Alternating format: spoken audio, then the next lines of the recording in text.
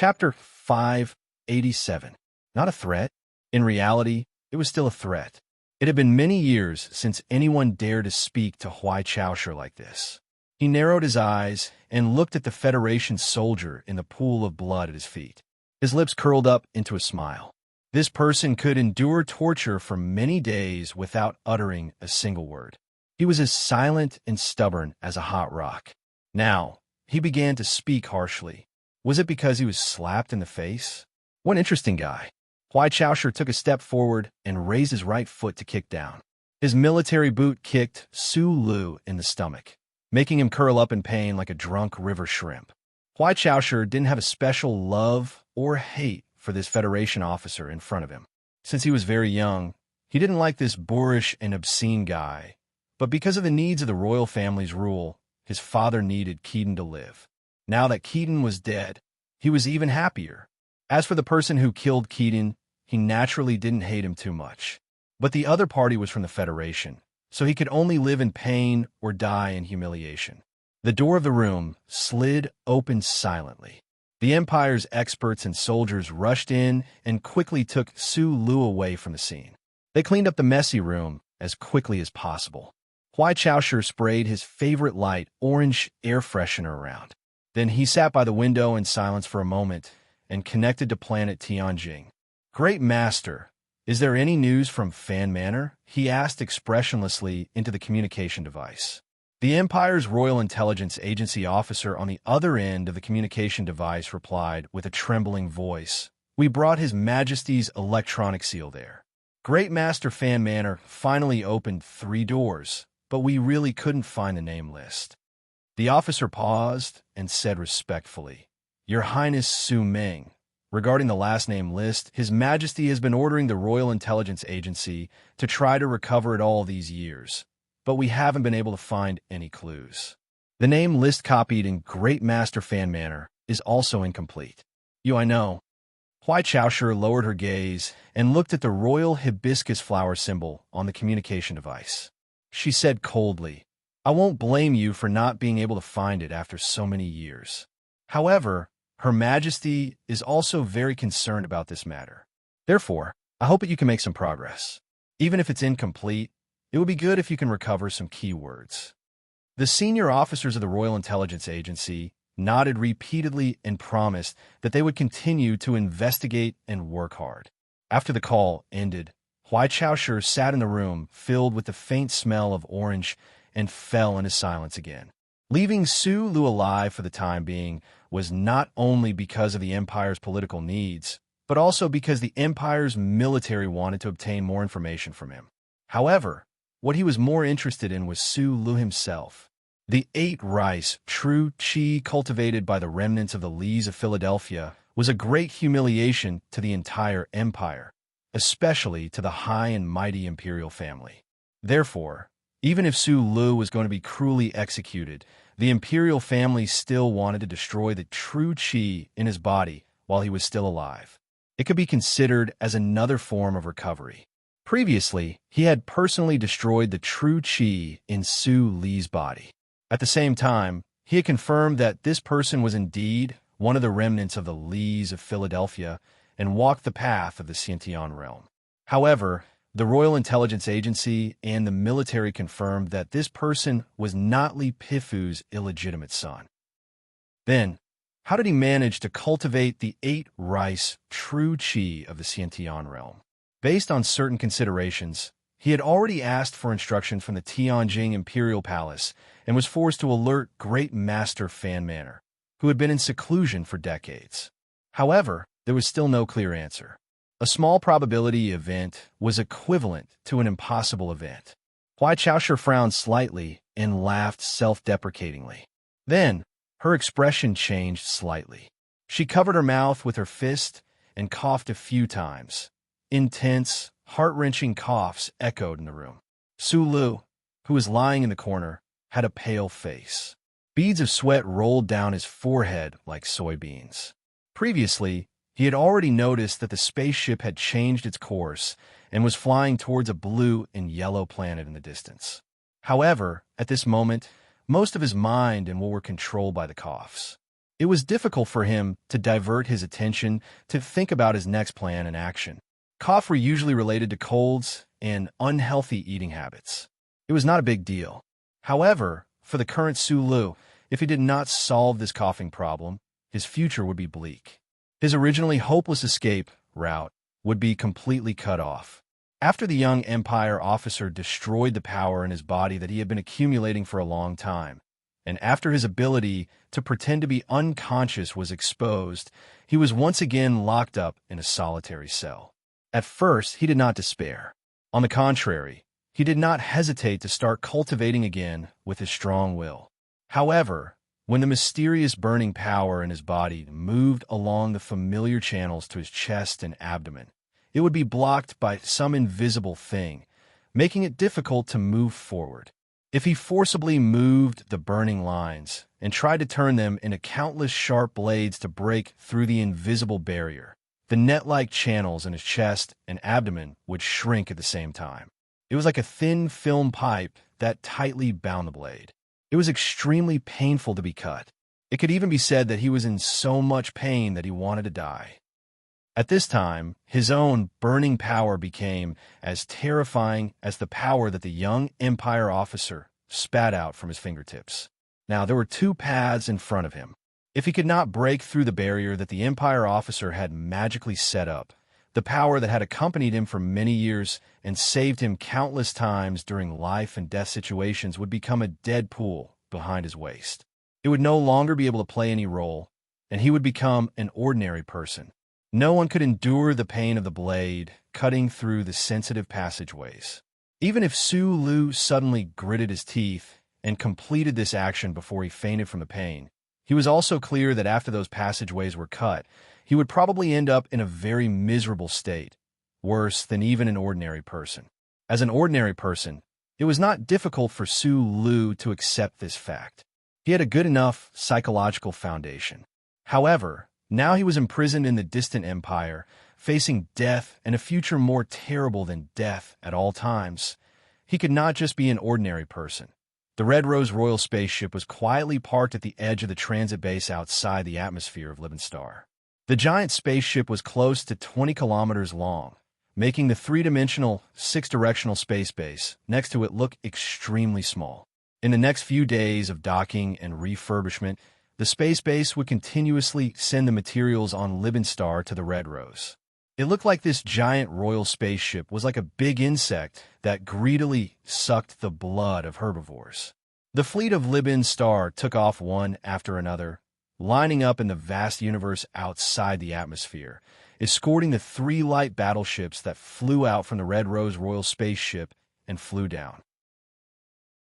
Chapter 589. Liban, an unremarkable second-class administrative planet in the vast territory of the Empire, gradually became different due to the two edicts from the Tianjing planet a few years ago. The establishment of the Empire's special tourism zone, the exaggerated investment by the Ministry of Finance. Countless nobles and wealthy merchants came to join in the fun, and the Emperor's strict implementation of the interracial education experiment made this planet the center of the Empire's discussions. Being able to become a special tourism zone and help the Emperor justly divide the wealth of the nobles, the Liban planet naturally had enough beautiful scenery. Regardless of whether it was the spectacular Crimson Hill in the Western Hemisphere, the fog that covered the sky of Pinecone Ridge, or the tens of thousands of stone peaks that pierced the sky of Yellowstone, they were all rare beauties that fully demonstrated the godlike carving ability of nature. The Liban planet also had the most beautiful scenery, and that was the mulberry trees that spread across the flat plains. Tens of thousands of square kilometers of mulberry trees were artificially divided into countless work areas. The rustling of the mulberry trees when the wind blew through was breathtaking, and the quiet night was endlessly quiet. The mulberry trees and the moth larvae that accompanied them were the most famous specialties of this planet, apart from the natural scenery and the newly built universities in the various states. Many years ago, the silk spat out by the larvae of these moth larvae became the most beloved luxury of the Empire's nobles. What was very strange was that, apart from the Liban planet, There were countless planets in the Empire that were completely suitable for these delicate larvae. The unusually expensive silk entered the Federation, along with some great collision in the universe. For decades, the only goods that were qualified to take the risk and enter Bermuda with the Royal Special Forces mecha warriors was silk. The Empire used this smuggling to seize a large amount of wealth from Bermuda and the upper echelons of the Federation. Although this wealth was far from enough to offset the Empire's military expenditure, perhaps because of some emotional and childish considerations. What we have, you don't, you have to wait for us to provide. So we're superior to you. The Empire's royal family had always condoned and even strongly supported the silk smuggling. The Federation had tried to win this childish dispute, but the strictest wildlife protection laws and the HTD Bureau officials who liked to wear iron masks in public prevented the Federation from planting mulberry trees and using warm water to cook the white silk balls woven by the larvae. The Federal Academy of Science had also tried to use biological methods to restructure, but without the technical support of the Bureau of Proclamation in terms of biological proteins. They found that this attempt would cost a lot of money, so they had to stop the plan and continue to buy silk underwear, silk quilts, silk bras, silk chest pads, and everything that was made of silk and hidden in private places. Two skinny young tourists were walking on a street in the southern district of Planet Leaspan. The silk clothes they were wearing were not particularly eye-catching, but compared to the local residents, it was easy to expose their identity as tourists. However, there were too many tourists on Planet Leaspan these past few years, and these two people with ordinary faces would not attract much attention. In addition to the hundreds of well-trained professional soldiers in the 4 blocks around them, the soldiers in charge of secret security were watching the two people's every move with a heavy expression, vigilantly watching the wind and grass in the surroundings. These two young tourists did not look like close friends who were traveling together, because when one of them coughed uncontrollably and closed his eyes to fight back tears, the other did not show any concern at all. He continued to walk indifferently, his slightly narrowed eyes full of coldness that Sulu felt that his lungs were full of hot smoke, and his throat was full of red-hot gravel. It was extremely difficult to cough, and it was very uncomfortable. Half squatting on the ground, he breathed rapidly for a long time before finally calming down the pain in his chest and abdomen. He forced himself to stand up. The wound on his shoulder had temporarily stopped bleeding, but the strange power that the Imperial officer had wedged into his body was still tormenting him incessantly, preventing him from using his power to heal his body. Like a slowly rotating rock, it kept grinding and grinding, trying to grind all of his hopes into pieces. It was very strange.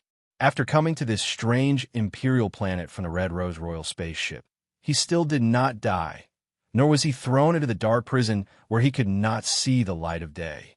Instead, he was temporarily free from the cruel water torture that made people wish they were dead. He began to follow the young Imperial officer and enjoy the scenery on this beautiful planet. In a few short days, he stood on the spaceship and looked down at the magnificent Crimson Mountains in the Western Hemisphere. Those waves that were nearly 100 meters high were as thick as blood, and they swayed his hard heart up and down. He wore a breathing device that was specially used by the Imperial military, and he climbed through the fog in the depths of Pinecone Ridge for an entire night with difficulty before he finally broke through the fog. He stood on the ridge and saw the first ray of morning light. The damp morning dew moistened his painful lungs and made him feel slightly comfortable. He even tied a small jet device to his back and flew like a natural bird among the indescribably steep stone peaks of Yellowstone. During the Tide Dynasty, prisoners would always have a good meal and drink before they died.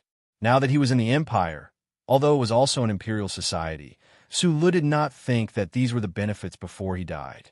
It was too ridiculous. He stroked his chest that seemed to have been cut by a spear tip, shook his head, and exhaled. He stood up and looked at the young Imperial officer who had already left more than 10 meters away. He stretched out his hands and rubbed his somewhat stiff face until a few traces of indifferent smile appeared on his face. Only then did he chase after him with big strides. On the street, a brown-haired man with messy hair was holding a little girl's hand and saying something. They were probably father and daughter because they both had a pair of beautiful sky blue eyes, and the curve of their jawline seemed to have been carved by the same sculptor. However, for some reason, they were arguing. Some of the tattered clothes were wrinkled and torn by the big hand and the little hand. The little girl was crying. On the right side of the back wall of a restaurant, a black dog was running quickly. Its sharp mouth held a simple and honest bone. The black dog was running very resolutely, and its goal was very clear. It bypassed the beggar who was lying in the shadows and lifting his lapel to check for his next meal. It jumped over half of the broken wall and ran towards the mulberry forest in the suburbs. It was silent all the way. It probably also knew that if it shouted happily, the food would fall. At the turn of the road in front, a person who looked like a boss wearing silk clothes was talking to a farmer. The reason why he was talking to the farmer was because the farmer with a box under his arm was getting lower and lower as he spoke. It seemed like he was about to kneel. Beside the two people, the listless middle-aged man should be a soldier. The tourist further in front was also a soldier.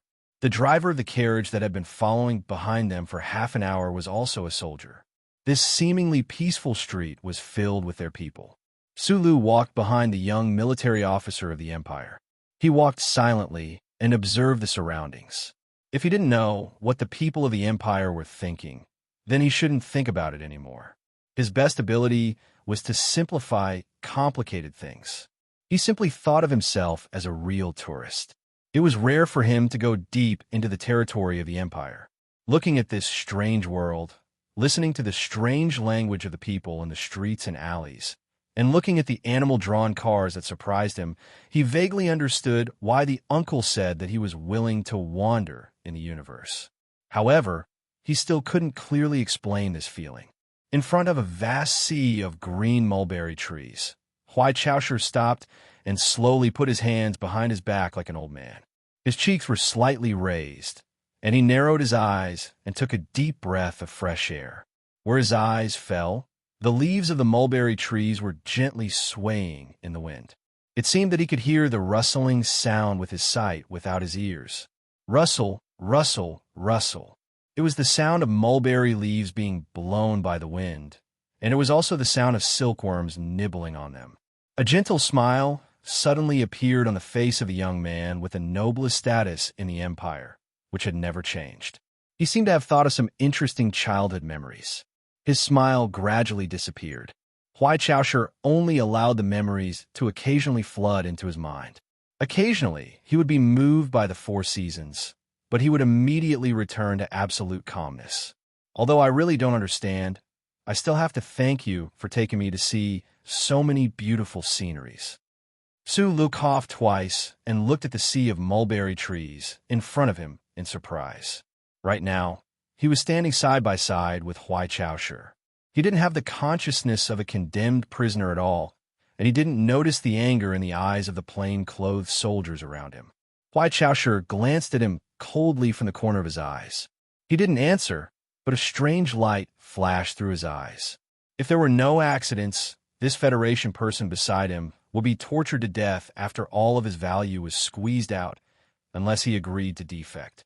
He definitely didn't have any sympathy for this. He was just a little curious about Su Li's current behavior. The flames of war continued for decades. The Empire had captured many Federation soldiers and even high-ranking officers. Among the Federation soldiers who knew that they were going to die, some passionately scolded the Empire's emperor, some cowardly cried and knelt on the ground to beg for their lives. Some remained silent, and some pretended not to care. However, there were very few like this person who could actually immerse himself in the scenery in front of him before his death. The Red Rose was temporarily resting, and Huai Chaoshu was like a tourist hiding in a Liban star.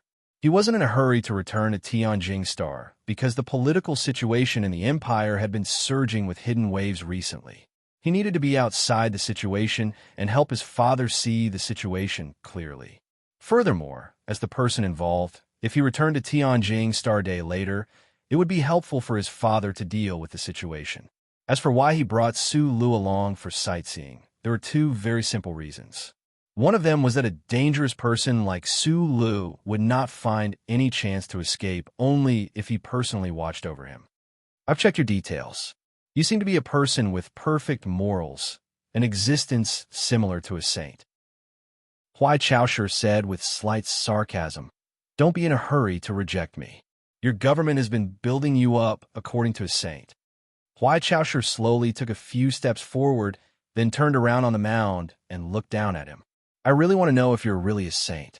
Would you feel ashamed because of the morals in your heart? Would you recognize your sins before you die?" Sins? I'm not a person with perfect morals. When I was young, I also peeked under the skirts of female police officers. However, when it comes to sins, other than some innocent people that I accidentally killed, I would recognize them. However, Su Lu replied, "This definitely doesn't include people from the Empire." Huai Chaoshi was expressionless and suddenly asked, "What do you think of the Empire's scenery?" "It's very beautiful and spectacular," Su Lu replied honestly. "You tried to invade our country and turn these beautiful scenery into a hell of war. As a Federation soldier, shouldn't you feel guilty?" Chapter 590. Standing on a gentle slope by the sea of mulberry trees, Su Li's thick, ink-like eyebrows seemed to be about to twitch when he heard the young Imperial officer's question. However, he eventually calmed down amidst a series of hurried coughs. Decades have already passed. There's not much meaning in arguing about who started the war. Su Lu rubbed the itchy wound on his shoulder through his silk shirt and suddenly said, "But if I remember correctly, it was you who insidiously blew up the Federation's research spaceship. Regarding who started this bloody and long-lasting war in the universe, and who should bear the responsibility of opening the Devil's Box, both the Federation and the Empire had their own firm narratives. Due to the distance between the two star systems, the flames of war raged, and the isolation of communication, there were no overly lively academic wars." Huai Chaoshi looked at him coldly and unexpectedly did not express her opinion. Instead, she walked down the slope with her back to Shanghai and headed into the city.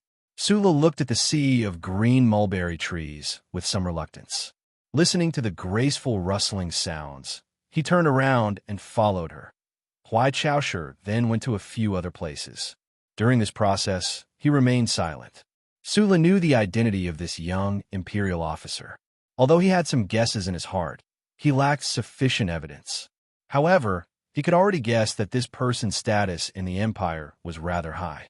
Therefore, he did not understand why this person wanted to bring him, a prisoner who was destined to die, to continue this absurd sightseeing tour.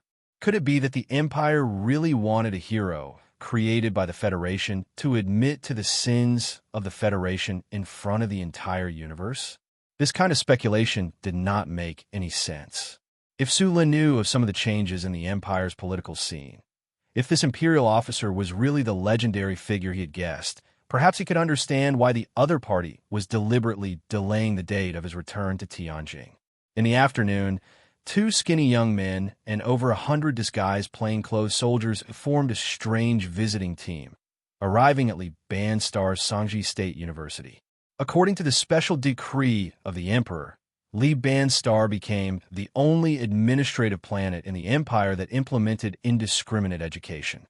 That is to say, on this planet, no matter if you're a noble or a commoner, or even a serf at the lowest level, as long as your children work hard enough and are outstanding enough, you can get a fair opportunity for education. Even the most outstanding people can get special scholarships provided by the imperial family. This plan was called the Interracial Education Pilot Program. As soon as it was launched, it attracted the angry opposition of the entire noble class of the empire. Every time they thought about how they were the 38th generation heir of a certain glorious family and had to learn the same classroom as the son of a certain bumpkin, the nobles of the empire felt that they smelled something fishy and felt that their dignity had been greatly humiliated. As nobles, how could they live with those commoners and even slaves? In this matter, the emperor, who had always appeased the nobles in a gentle way and suppressed the lowly commoners in a bloody way, showed a surprising persistence and strength. Under the strong suppression of the emperor, The nobles of the Empire's Council of Elders looked at the soldiers and the officials of the Imperial Intelligence Agency at the gate, and only then did they swallow their anger and pass the law, confirming Lee Bandstar as the interracial education pilot program area. Even so, when the son of the first serf walked through the gate of Lee Bandstar's Yellow Mountain Academy with a face full of nervousness and fear, he still needed the protection of the armed soldiers of the Empire. On that day, the principal of the Yellow Mountain G Academy resigned in anger. In the following year, the nobles of the Lee Bandstar sent their offspring to other planets. They would rather spend a huge amount of wealth so that their children could receive a pure aristocratic education, rather than endure the abominable actions of the Emperor on the Lee Bandstar. For the continuous wealth of their territories, these nobles would certainly not leave Lee Bandstar, but this could not change a certain trend. As more and more commoners entered the new universities, the atmosphere of the planet became more and more active, or more dangerous. Of course, these young people, who had become more capable and confident because of their exposure to more knowledge, were incomparably loyal and fanatical to His Majesty, who had bestowed upon them all. In the center of the first floor of the largest building in Sangji State University hung a huge portrait of His Majesty, Huai Fuchai. Every time a student passed by, they would immediately stop their fierce academic debate and stand at attention with a solemn expression on their faces. Su Lu withdrew his gaze from the portrait and listened to the quarrel behind him. He could not help but frown slightly. His empire's language was not good, so he could barely hear that the students seemed to be discussing the control of engine output power. The extent of the discussion was relatively shallow, but he still felt a strong sense of vigilance. It should be known that when he was in the Federation, no one would have thought that in the Empire University there would be so many commoner students discussing academic issues in a relaxed atmosphere. He had always believed that the Federation's greatest advantage over the Empire was not in terms of economy, but in terms of education, technology, and the most fundamental way of thinking. Now that the Empire seemed to be quietly making changes with the Empire's terrifying population base, it might not be too difficult to catch up to this gap. Huai Chaosher noticed him and frowned. She maintained her expressionless silence and led him to the third floor. In the conference room at the top of the third floor, there was a history class going on. Hundreds of plainly dressed Empire youths were quietly and eagerly listening to the professor on the podium. The courseware playback equipment, the line-by-line scanning light filter screen, the old-fashioned laser stylus, all of these were somewhat shabby in Su Li's eyes. Not to mention the first military academy or Yua University. Even compared to the university conditions in his hometown of Donglin, the Empire was far behind. But he listened very carefully because the professor from the Empire was emotionally lecturing about the cause of the war many years ago. The professor used the standard language of the Empire's nobles, and he could barely understand most of it. The history professor of Mulberry State University did not know that there were two special young listeners in the crowd listening to the lecture today. He did not expect that the history he was lecturing at this moment would have any impact on the future history. He was only using the standard teaching materials of the Empire's Royal Education Department to describe the cruelty and treachery of the people of the Federation to the youths of the Empire. For a shameless coalition of politicians like the Federation controlled by businessmen, what could make them spend a huge amount of military funds to start a long-term war? The glory of the country? No, they never know how to write the word glory. The professor waved the laser stylus on his finger excitedly. The red light dots danced quickly on the ceiling of the conference room, just like the heroic dance of the most common butterfly on this planet before its death. Its benefits. Only benefits can make this coalition of businessmen crazy. It's crystal mines. Only crystal mines can sustain their limitless expansion of the star domain, and thus alleviate the deep internal conflicts. 200 years ago, the Federation's crystal mines were already close to exhaustion. There were only two paths placed before them. The first was to find or invent a new type of energy source as soon as possible, and the second was to immediately find new crystal mines. Otherwise, their spaceships that used crystal mines as a foundation would all be paralyzed, and their space weapons would all become ineffective. In other words, the Federation could collapse at any time. However, the Federation's people spent more than 100 years, yet they still couldn't find new crystal mines. All of this time that could have been used to develop new energy sources was also completely wasted. Why? Because one of the families of businessmen who controlled the Federation's political power had the legal right to exploit crystal mines, and through this authority, they obtained a large amount of benefits. If the Federation developed a new type of energy source, this family's special status would be completely gone. There was no way they would allow this type of situation to happen. Why would the Federation's government allow this type of thing to happen? Because you all must never forget that the government is actually controlled by these families. The Federation doesn't have crystal mines, but the Empire does. When those supposedly cursed Federation exploration spaceships accidentally entered the Empire and discovered this fact, war was no longer avoidable. Bandits came to our doorstep. They don't need a reason to rob. So what we must do, is also very simple. The history professor no longer had his initial calm. Clenching his fists tightly, he said angrily, "Beat these bandits to death." Sulu had no doubt that if his identity as a member of the Federation was discovered, he would definitely be torn to pieces by the several hundred angry Empire students in the conference room in the next moment. Fortunately, his black hair and black eyes were the same as those of the Empire officer beside him. Although they were somewhat eye-catching, they only attracted slightly respectful gazes. After listening to this history class, Sulu followed the other out of the campus. Outside the door, he was silent for a moment, and then he made a rare request. He asked for a cigarette. Amidst the waves of smoke, he said to the Empire officer, "This is very similar to our history class. In the history books I've read about this period, it says that the Empire's emperor brazenly launched a war in order to alleviate the racial and class conflicts within your country." Silence and cigarettes were good companions for thinking.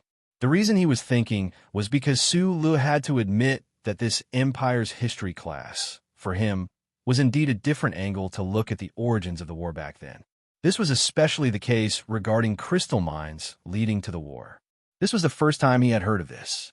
The family that could control the government was naturally the Tai family in the back of the mountain behind Macho. Chapter 591. Those Trashy Officials in the Bureau. Huai Chaoshi was not in a good mood.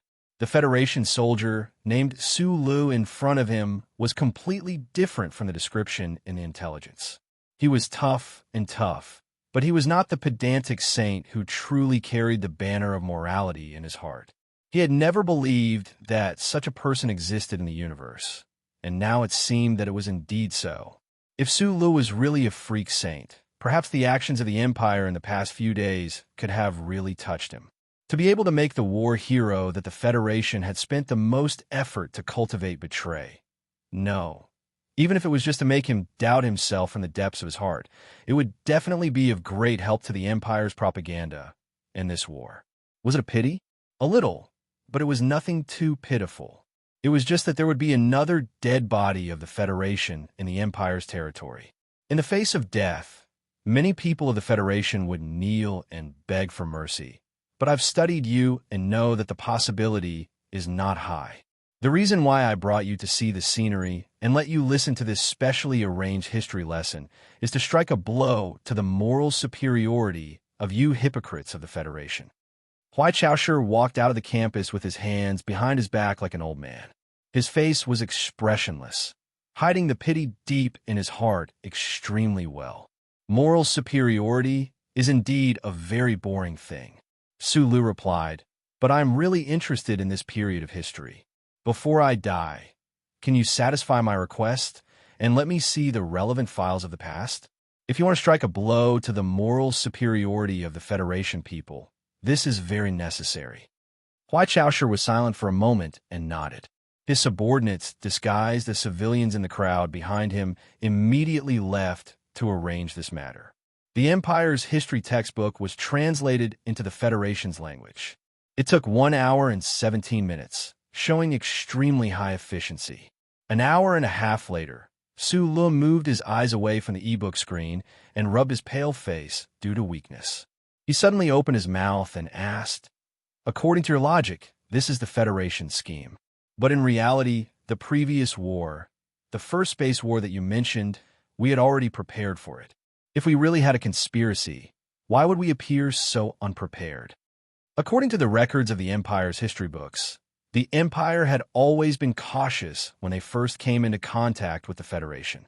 They would never think of attacking the scientific research ships of the Federation. In their opinion, the explosion of the scientific research spaceship was definitely a scheme of the Federation. They even provided relevant evidence to prove that the spaceship could only have been blown up by the Federation themselves. Because in the eyes of the Federation, we are just a bunch of monkeys with outdated technology. Huai Chaoshi coldly replied, "You guys are too impatient and underestimate the monkey's ability to resist." It was strange to say that Su Lu should have been enduring endless torture in the Empire's black prison, just like what he had experienced in the past 10 days. However, at this moment, he was in the highest class club on planet Libin, having lunch with what was definitely the most respected figure of the Empire. This was a high-rise building in the shape of a deformed mulberry tree. It sparkled under the sunlight. The restaurant on the top floor that had long been cleared was empty. Looking around, one could clearly see the sea of mulberry trees beneath their feet like a green carpet. That's all for the discussion of history. The beginning of a story does not determine the color of the entire story. Even if it is a war related to profit, it is not beyond the scope of my poor thinking. However, in the end, in my opinion, you are a group of beasts that slaughter civilians, women, and babies. This is something that cannot be changed. Su Lu picked up a knife and fork and began to cut the beef on the plate. His trembling right hand that held the knife showed his current weakness. He lowered his head and asked, "Because of certain reasons, you temporarily did not kill me. I can understand. However, I still do not understand why you are willing to grant me such enjoyment. The you in the intelligence report does appear to be somewhat stupid and absurd in certain matters. However, someone who can develop the MX mecha must have enough wisdom to understand certain facts." Huai Chaoshi gently wiped the corner of his mouth and indifferently said, "As long as you do not work wholeheartedly for the Empire, then no matter what, no matter sooner or later, you will die in the end." At this point, this special young Imperial officer emphasized, "But you only need to give me a satisfactory answer to two things. I can guarantee that you will die with great dignity. And I think that this answer should not harm the interests of your government. What is it?" The first question: "You are not Li Pifu's illegitimate child. How did you manage to cultivate Yada Jinchi?" Huai Caoshi's eyes flashed with a trace of biting cold. Yada Jinchi? Su Lu confirmed that this was the first time he had heard of this strange term. What was Yada? What was Jinchi? Was it a wonderful setting in one of Master Schiller's plays? However, it seemed that the scorching heat in his body was very similar to the setting in the Master's plays. Huai Chaoshi did not mind his silence and continued calmly. The second question: "This time, you passed through the space channel and ambushed the Ghost Fleet. You're infinitely close to success. It could even be said that you have succeeded. I cannot understand. How did you manage to follow us in the Empire's star sector by controlling a light tri-winged warship?" At this point, he waved his hand. The subordinate who had been waiting in the distance hurriedly ran over and set up the relevant equipment by the table. With a light beeping sound, countless fine beams of light shot out from the equipment and gathered into dense light spots in the air, forming a three-dimensional star map of the Empire's border star sector. Even if you have the star map drawn by the Federation years ago in your hands, you can't do this alone.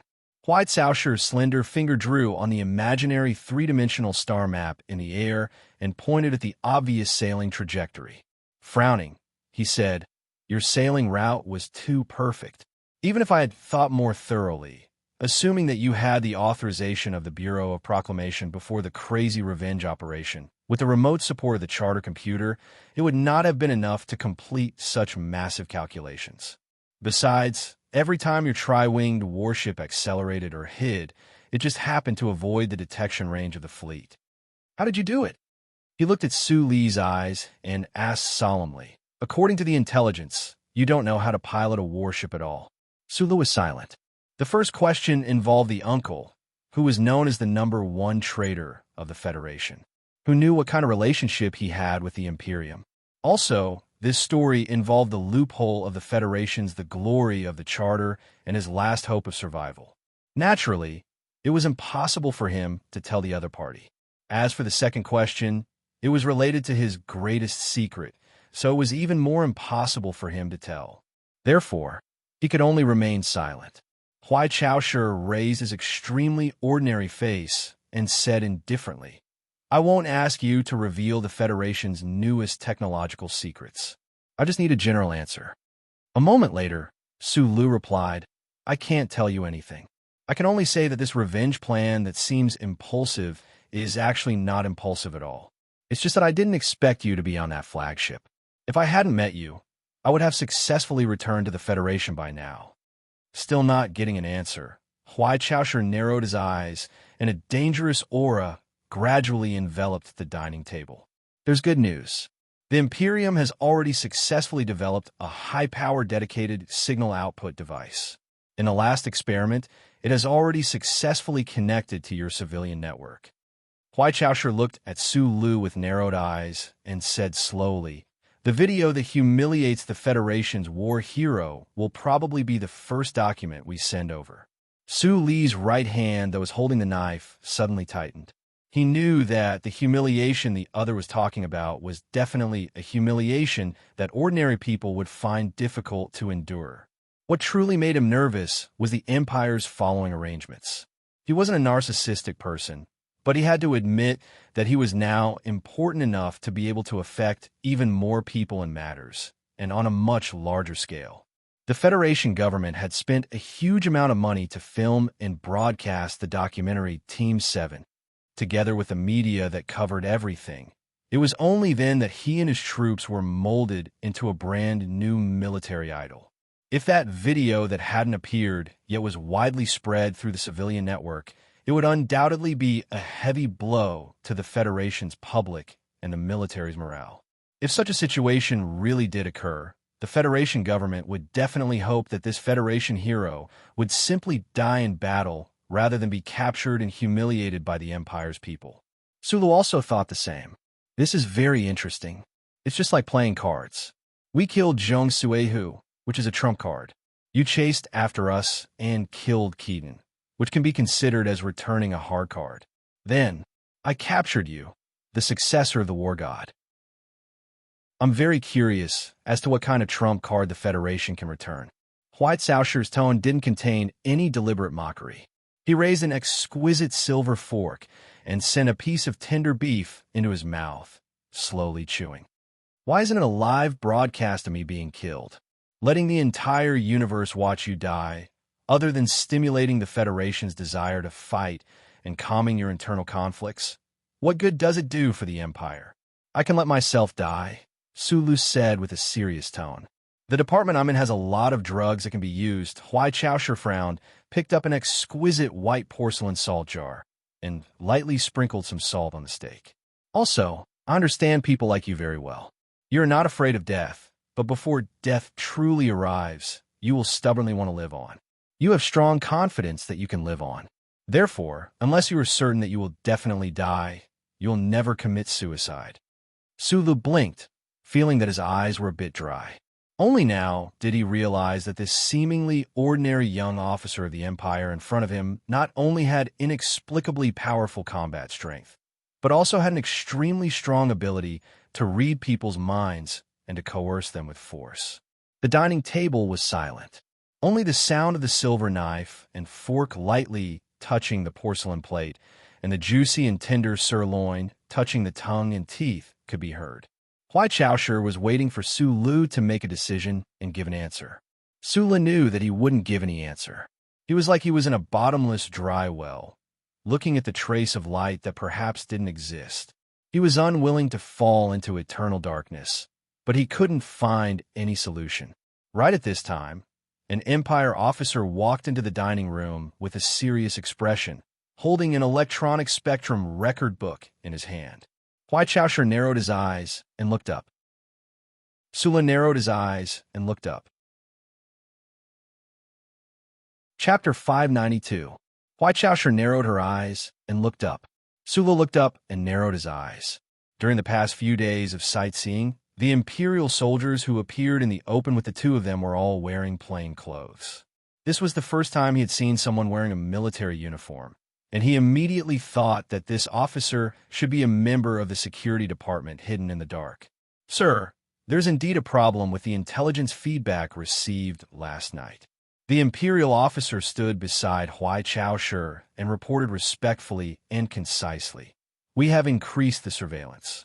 Just now, the electrical detection room detected a low-energy waveform curve.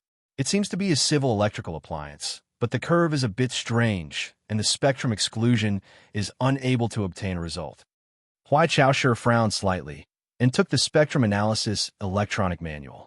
Looking at the quivering curve on the top, she asked, "Weapon, military and civil mecha heat start has been excluded, and the reference frequency of long-range weapons is also different. Analysis is being conducted.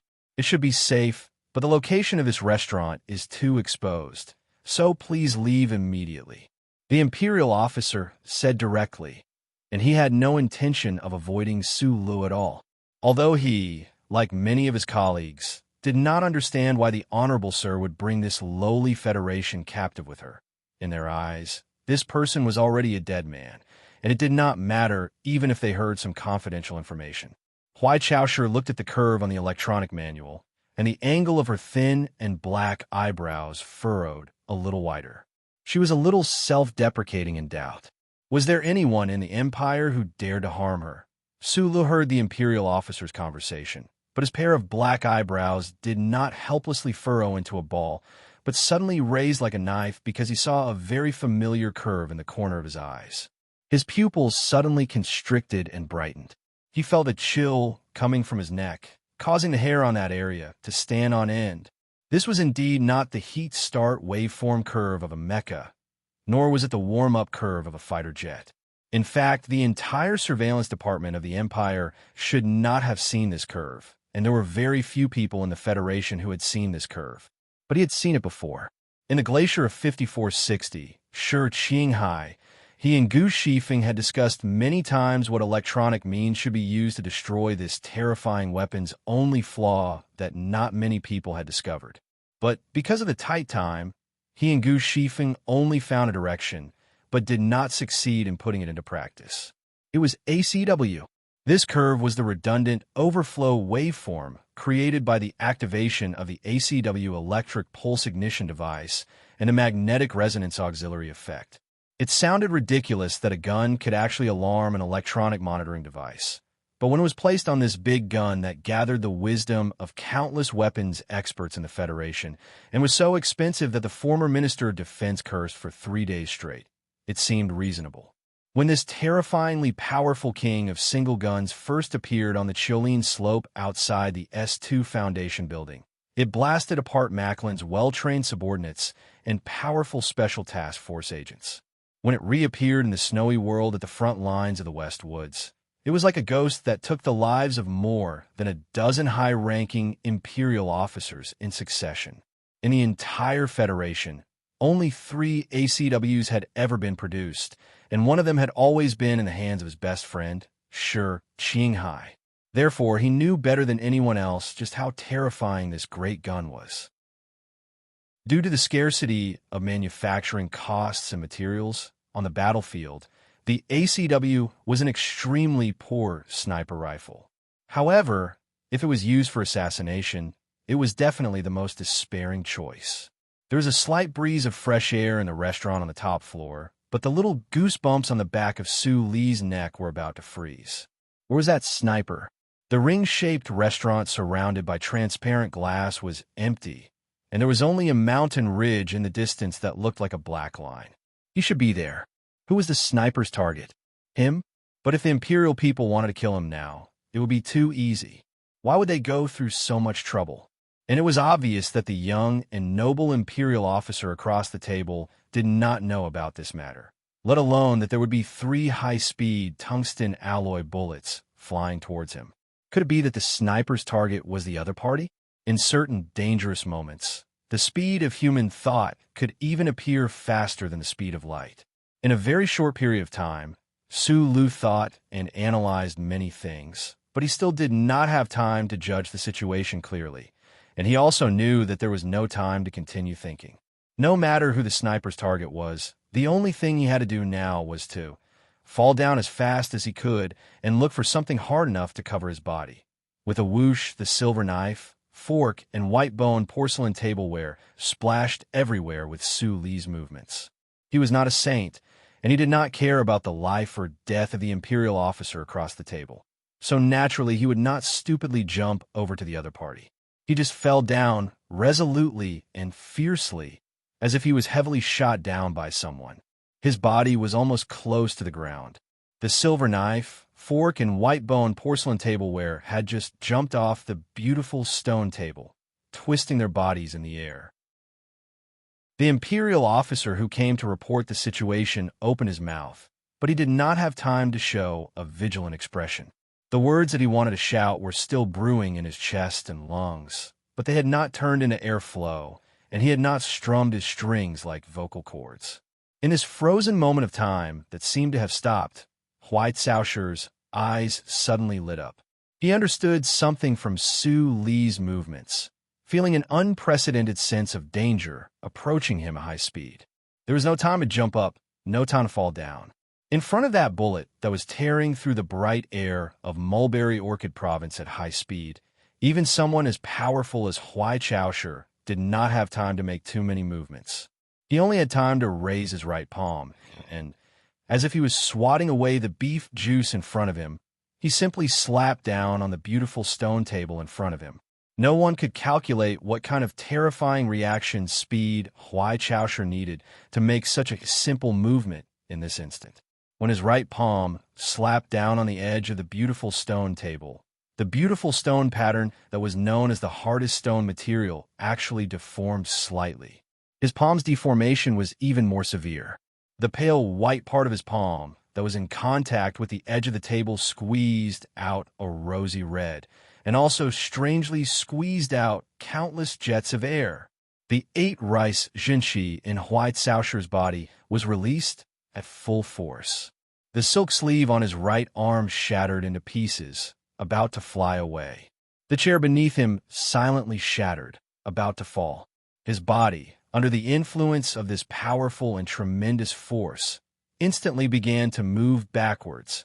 A flower suddenly bloomed on the hard wall of the ring-shaped restaurant. The petals were pieces of concrete that had been blasted open. The core of the flower was alloy tendons that stood up like angry hairs after being cut open by a high-speed object. The color of the flower was light, the heavenly light that seeped in from outside the wall. The light outside the building shot in through this flower-like hole.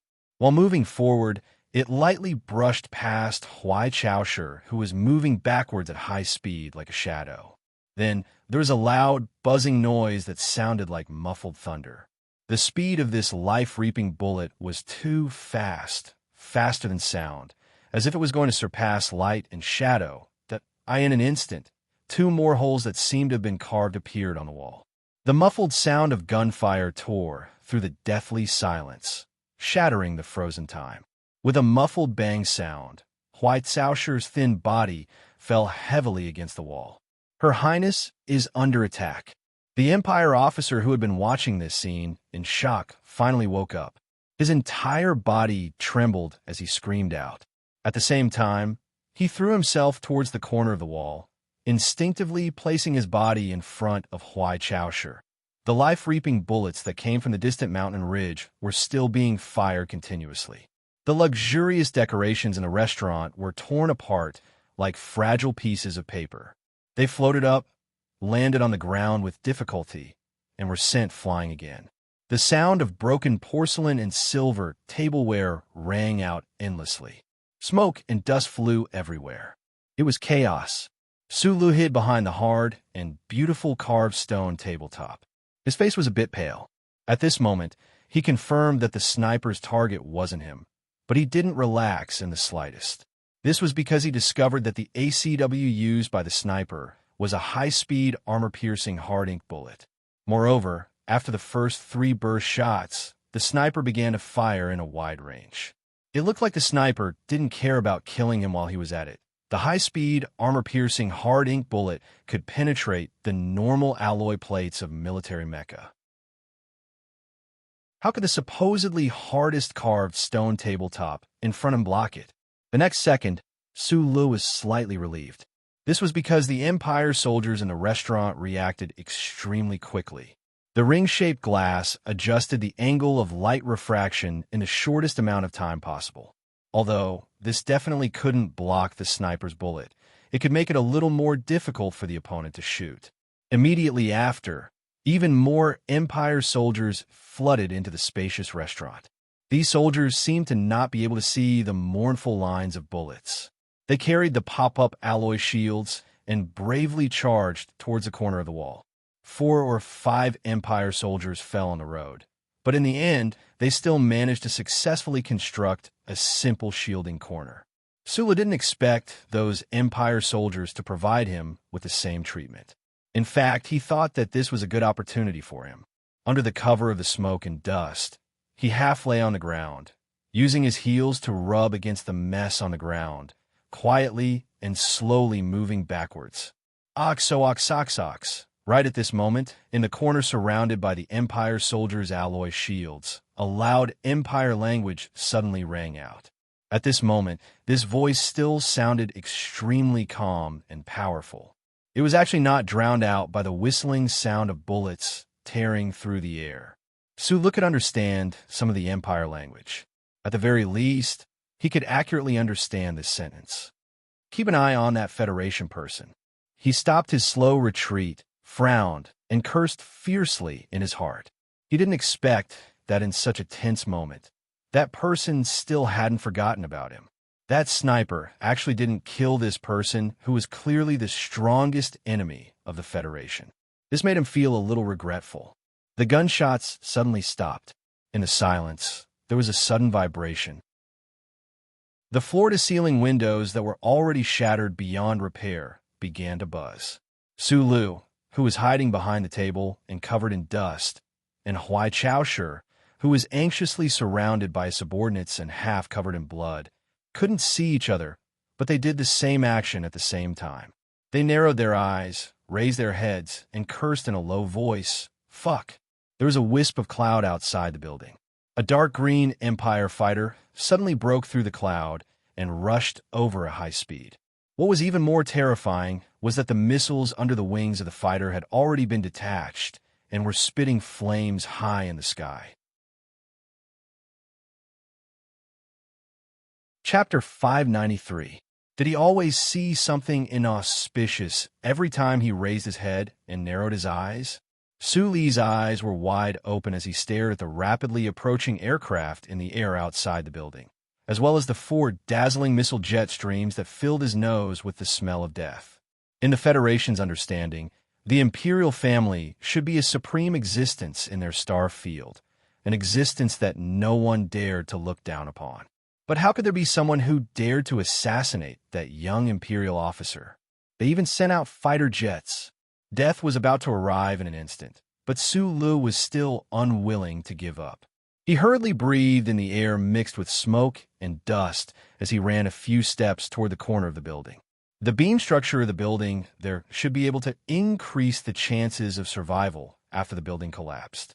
Even if it only increased the chances of survival from 1 in 10,000 to 1 in 1,000, the chances were still higher. Whoosh, whoosh, whoosh, whoosh. Countless densely packed sounds rang out as hundreds of white streams of air rose from below the high-rise building where the restaurant was located. They quickly swept past the ring-shaped glass window and then abruptly turned, heading toward the 4 missiles. The Imperial Defensive Bomb Cluster Formation? Right before the explosion, Su Lu recognized these things. In a flash, a thought appeared in his mind.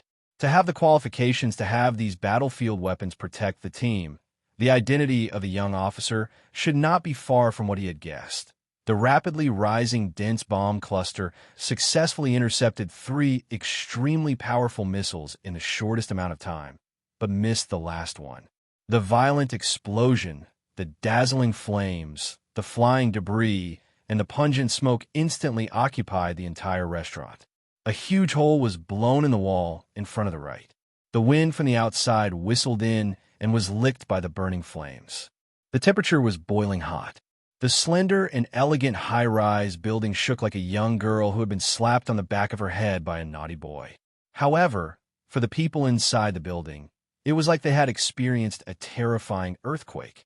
The floor shook violently, and no one could stand still and fell heavily to the ground. As for the soldiers of the Imperium who were close to the center of the explosion, many of them were blown out of the building by the airwaves before they could even make a sound, turning into black spots that rapidly fell from the sky. Some of them crashed into the wall on the opposite side and died while spraying blood. Some of the soldiers were set ablaze, screaming miserably before they fell to the ground and twitched, unable to get up again. Sulu was very lucky. The missile that wasn't intercepted exploded very far away from his body. Other than the rubble that flew up from his brow bone, his body was unscathed. In the corner a few steps away from him, Chaoshi, who was surrounded by the soldiers of the Imperium and their alloy shields like a cocoon, was naturally not dead either. The soldiers in the corner quickly dispersed. Chaoshi stood up with a cold face. Half of his body was dyed red with blood. Combined with the ruthlessness that flashed across his cold face, it made people shudder.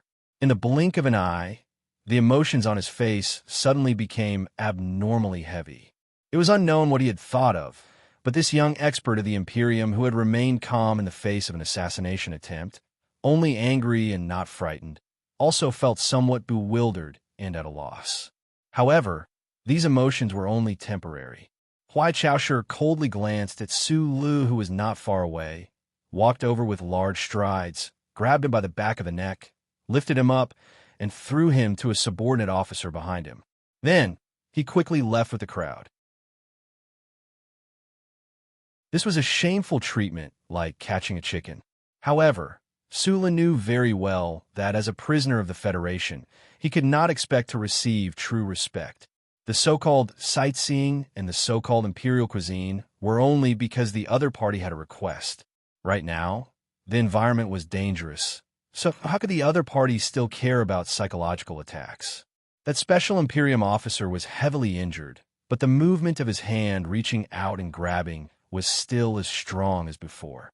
His palm wasn't large, but it was harder than steel.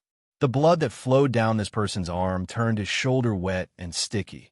The Imperium soldiers protected Chaoshi as quickly as possible, pushing and even dragging Su Lu to the bottom of the building. There were already more than 10 bulletproof military vehicles waiting by the side of the street.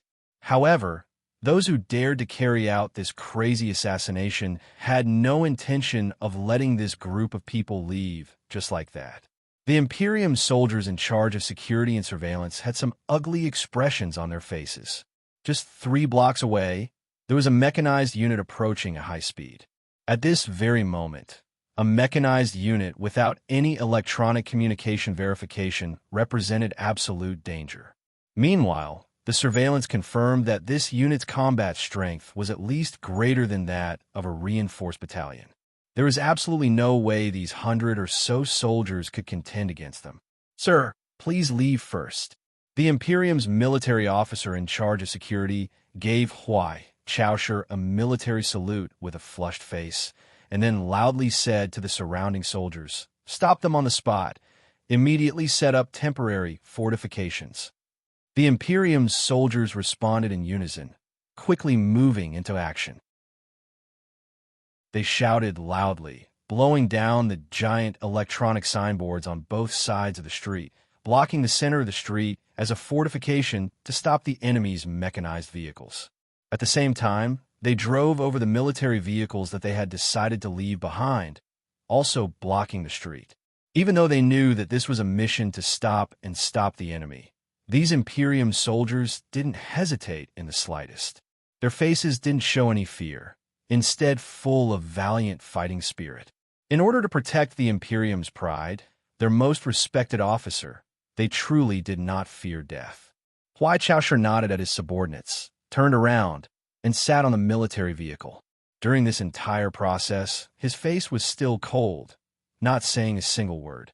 As a soldier, at this very moment, any sadness of parting was a waste of emotion and hypocrisy. Accompanied by the ear-piercing grinding sound of wheels, several military vehicles quickly drove away. Sulu looked at the young military officer in the front row who could make countless Imperium soldiers willingly give up their lives. His brows furrowed slightly, and he coughed twice.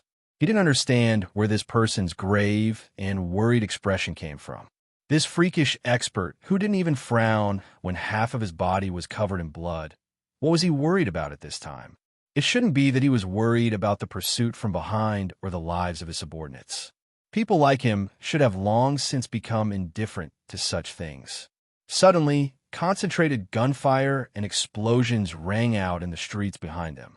Sulu turned back to look, only to see flames and smoke rising into the sky in order to cover for Huai Caoshi's departure. The Imperium soldiers engaged in fierce and even bloody battles with the enemy in the streets of Mulberry province. Over 100 soldiers gradually died in silence. Of the several military vehicles that drove away, only 2 were left behind to carry out a desperate suicide attack.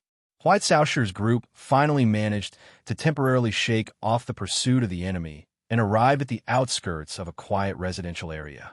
The door to the underground garage slowly opened, and 3 military vehicles filed in. As the door closed once more, no one was able to discover the abnormality of this place.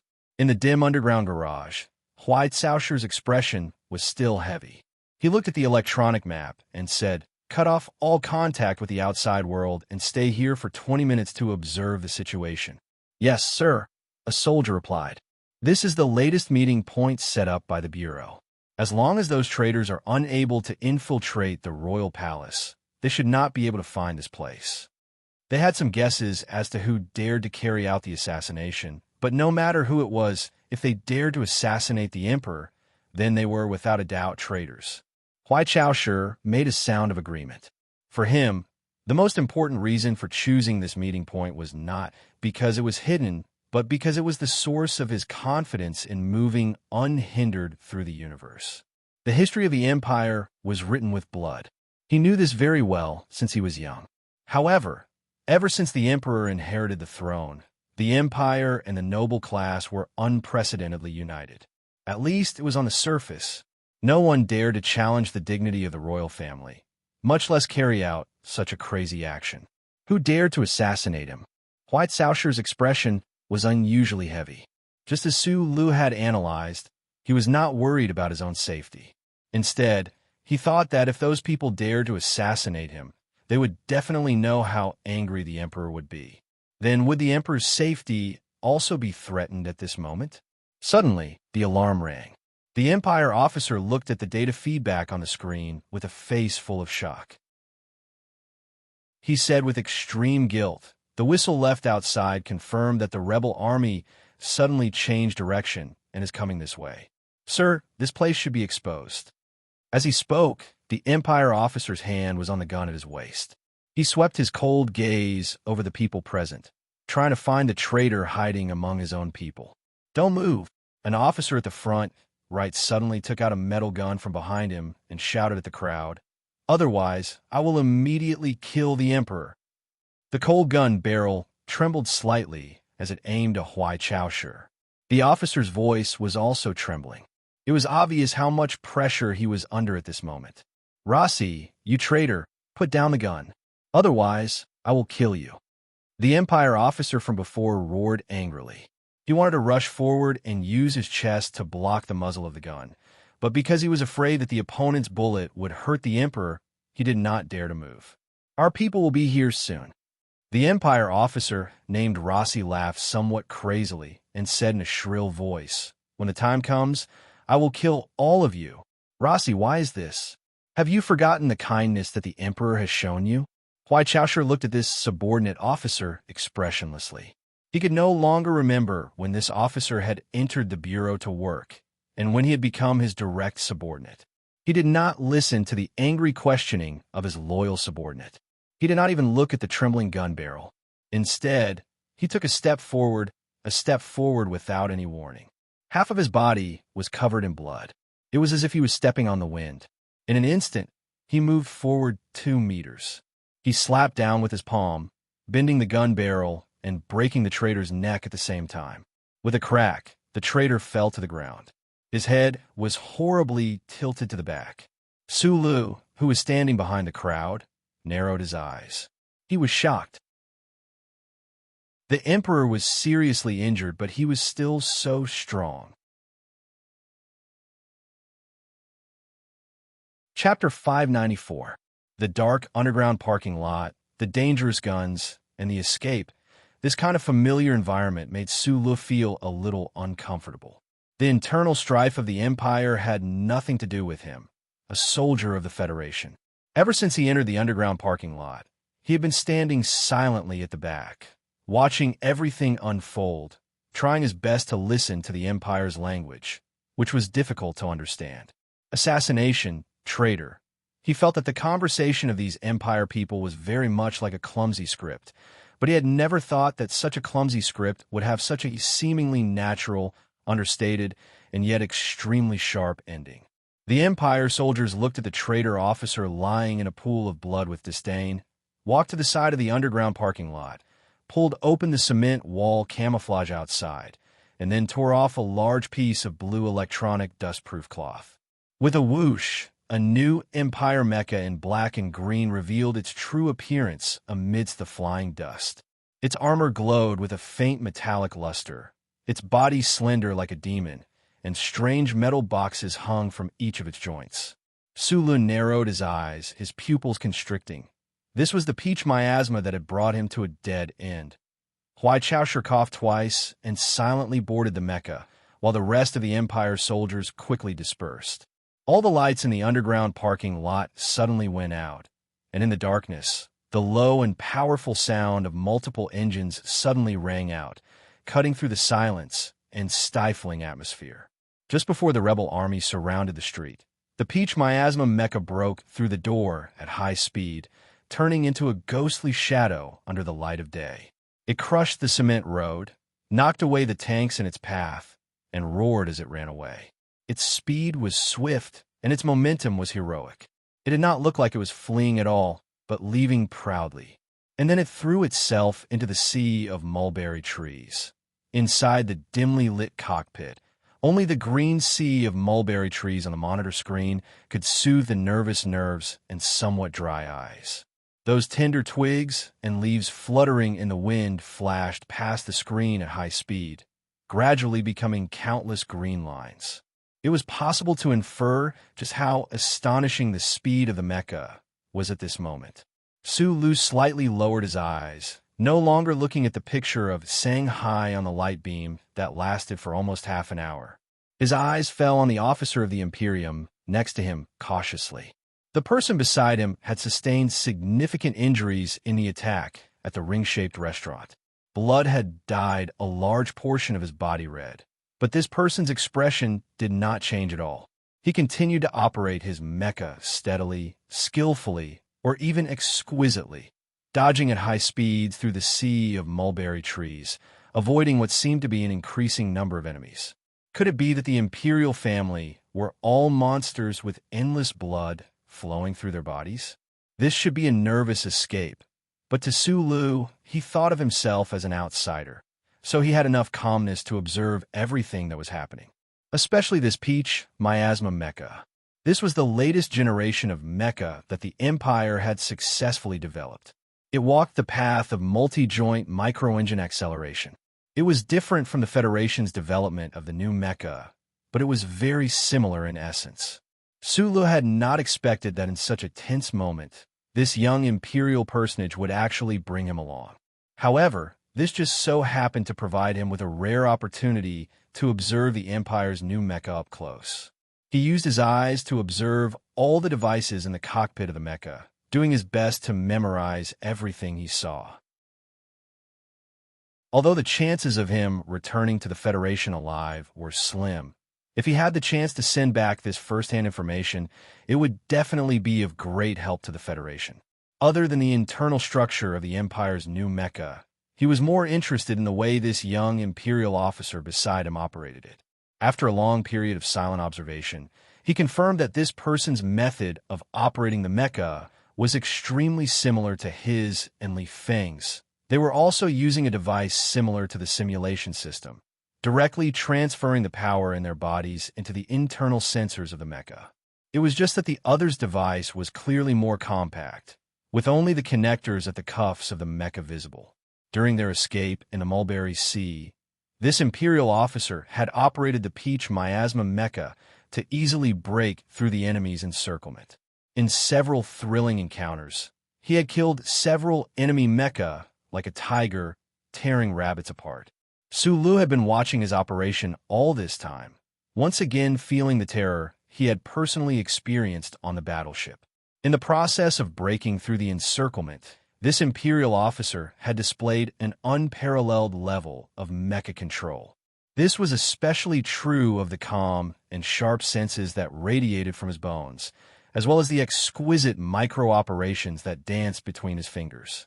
What looked like the simplest input of commands, the most standard mecha movements, when combined at a certain frequency, would become so powerful sometimes, without waking up in the middle of the night, Su Lu would privately analyze himself and feel a little satisfied and proud. Other than his talent in mecha maintenance, what he was most proud of was his mecha operation skills. In just a few short years, even if he could not say that he was invincible in the military, at least no one had dared to challenge him. However, after the battle on the battleship today, he could not help but admit with some desolation that this Imperial officer beside him was indeed far more skilled than himself. Admitting that he was inferior to the other did not mean that he would always admit defeat. His personality determined his way of thinking, especially when he thought about how this Imperial officer beside him was really that legendary person. If he was really that person from the legends, then losing to this person would not be considered too shameful. At this moment, he missed dearly that black MXD that had self-destructed on that flagship. The Mulberry Sea in the middle of the night was like the sinister grasslands of the giant kingdom. Starlight cascaded down from the dome above, and those dense branches and leaves that swayed gently in the night wind were like the countless tentacles of a monster, ready to bind and devour the people who were trying to escape at any moment. Those dense, rustling sounds are like demons eating with a smile on their faces, making people shudder in fear. The Peach Miasma mecha, covered in metal boxes, was currently lying on its side in an empty space in the forest like a giant pile of metal trash. The temperature of the mecha had already dropped significantly, so, in the cool night, it should be able to hide from the infrared scanning systems of the pursuers. Sulu leaned against a mulberry tree. The weeds beneath him were somewhat damp and cool, making his lungs feel uncomfortable. He used his hand to cover his mouth, stopping all the coughing, his face showing an unhealthy flush.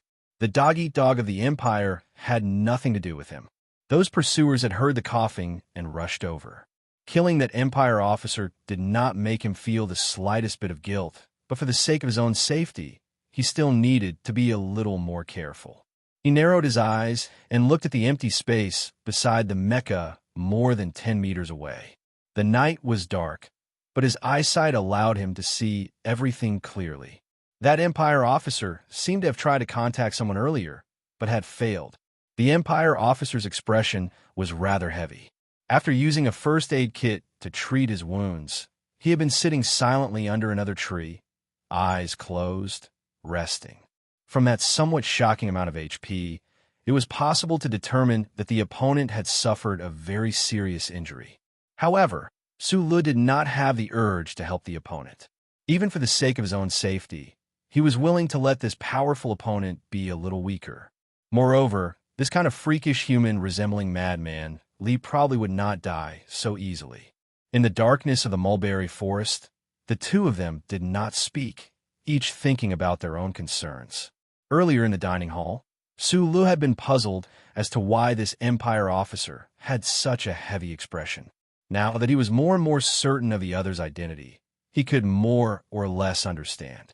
Thus, the only question that truly troubled him was that gunshot at the beginning of today's assassination. Why would the ACW, secretly developed by the Federation, appear within the Empire's borders? Why would it appear in the hands of those assassins? Sulu pondered in silence for a long time. He could only think of one explanation, and that was that in these past few decades, the Federation had never stopped infiltrating the Empire, and might even be secretly collaborating with certain Empire factions. The night gradually deepened, the stars gradually shifted, and the temperature gradually dropped. Under one of the mulberry trees, Sulu narrowed his eyes and looked at the Empire officer under the other tree. Seeing that his breathing was gradually calmer and his shoulders naturally shrunk inward, he understood that under the condition of blood loss, this person should be feeling somewhat cold. Other than shivering clothes, humans also had a way to resist the cold. Although this kind of sleep was often fatal, it was always hard to resist the instinctive choice. The wind was still blowing the branches of the mulberry trees, rustling them in a monotonous manner that induced sleep. Sulu remained motionless. He silently looked in that direction, counting the other's breathing rate. Only after counting for nearly an hour did he lower his gaze and slowly take off his shoes. Immediately afterward, he took off his dusty and blood-stained silk jacket, gently wetting it in the small hole under the tree and tying it around his neck. Then he silently stood up and carefully took a step back. His bare feet stepped on the soft, wet grass without making any sound. Not even the insects in the grass were startled. He took a second step and once again approached the mulberry forest behind him, forcibly suppressing his heartbeat and controlling his breathing. Then came the third step. As long as he entered the sea of darkness behind him, who could catch him? However, at this moment, a silent vibration suddenly came from his shoulders, causing his footsteps to freeze in place. Lowering his head to look, the bracelets tied to the two bloody holes above his shoulder blades weakly lit up 3 times. After a moment of silence, Sulu inwardly sighed and lightly shook his head. Under the mulberry tree, 10-some meters away, Huai Chaoshu slowly opened his eyes. His eyes were abnormally bright as he looked at Sulu and said in a hoarse voice, "I always thought you to be a smart person. Now, it seems that you have made a few mistakes in your judgment." His voice was suppressed to an extremely low level. The night birds resting in the forest were still in their sweet dreams, undisturbed. However, he knew that Sulu should have been able to clearly hear his words. The enemy of my enemy is not necessarily my friend. Those people who want to kill me are probably also very willing to kill you. Huai Chaoshu said, with an indifferent expression, "The Empire is covered in chip detection equipment. Do you really think you can escape?" Sulu was silent for a moment. Naturally, he would not explain his final card to his opponent. He walked back to his own mulberry tree and somewhat tiredly sat down as if he had done nothing. In addition, this time, "I don't know if I can survive." Huai Chaoshu looked at him and said, "But before I die, I will definitely kill you first, so you had best pray that I can survive."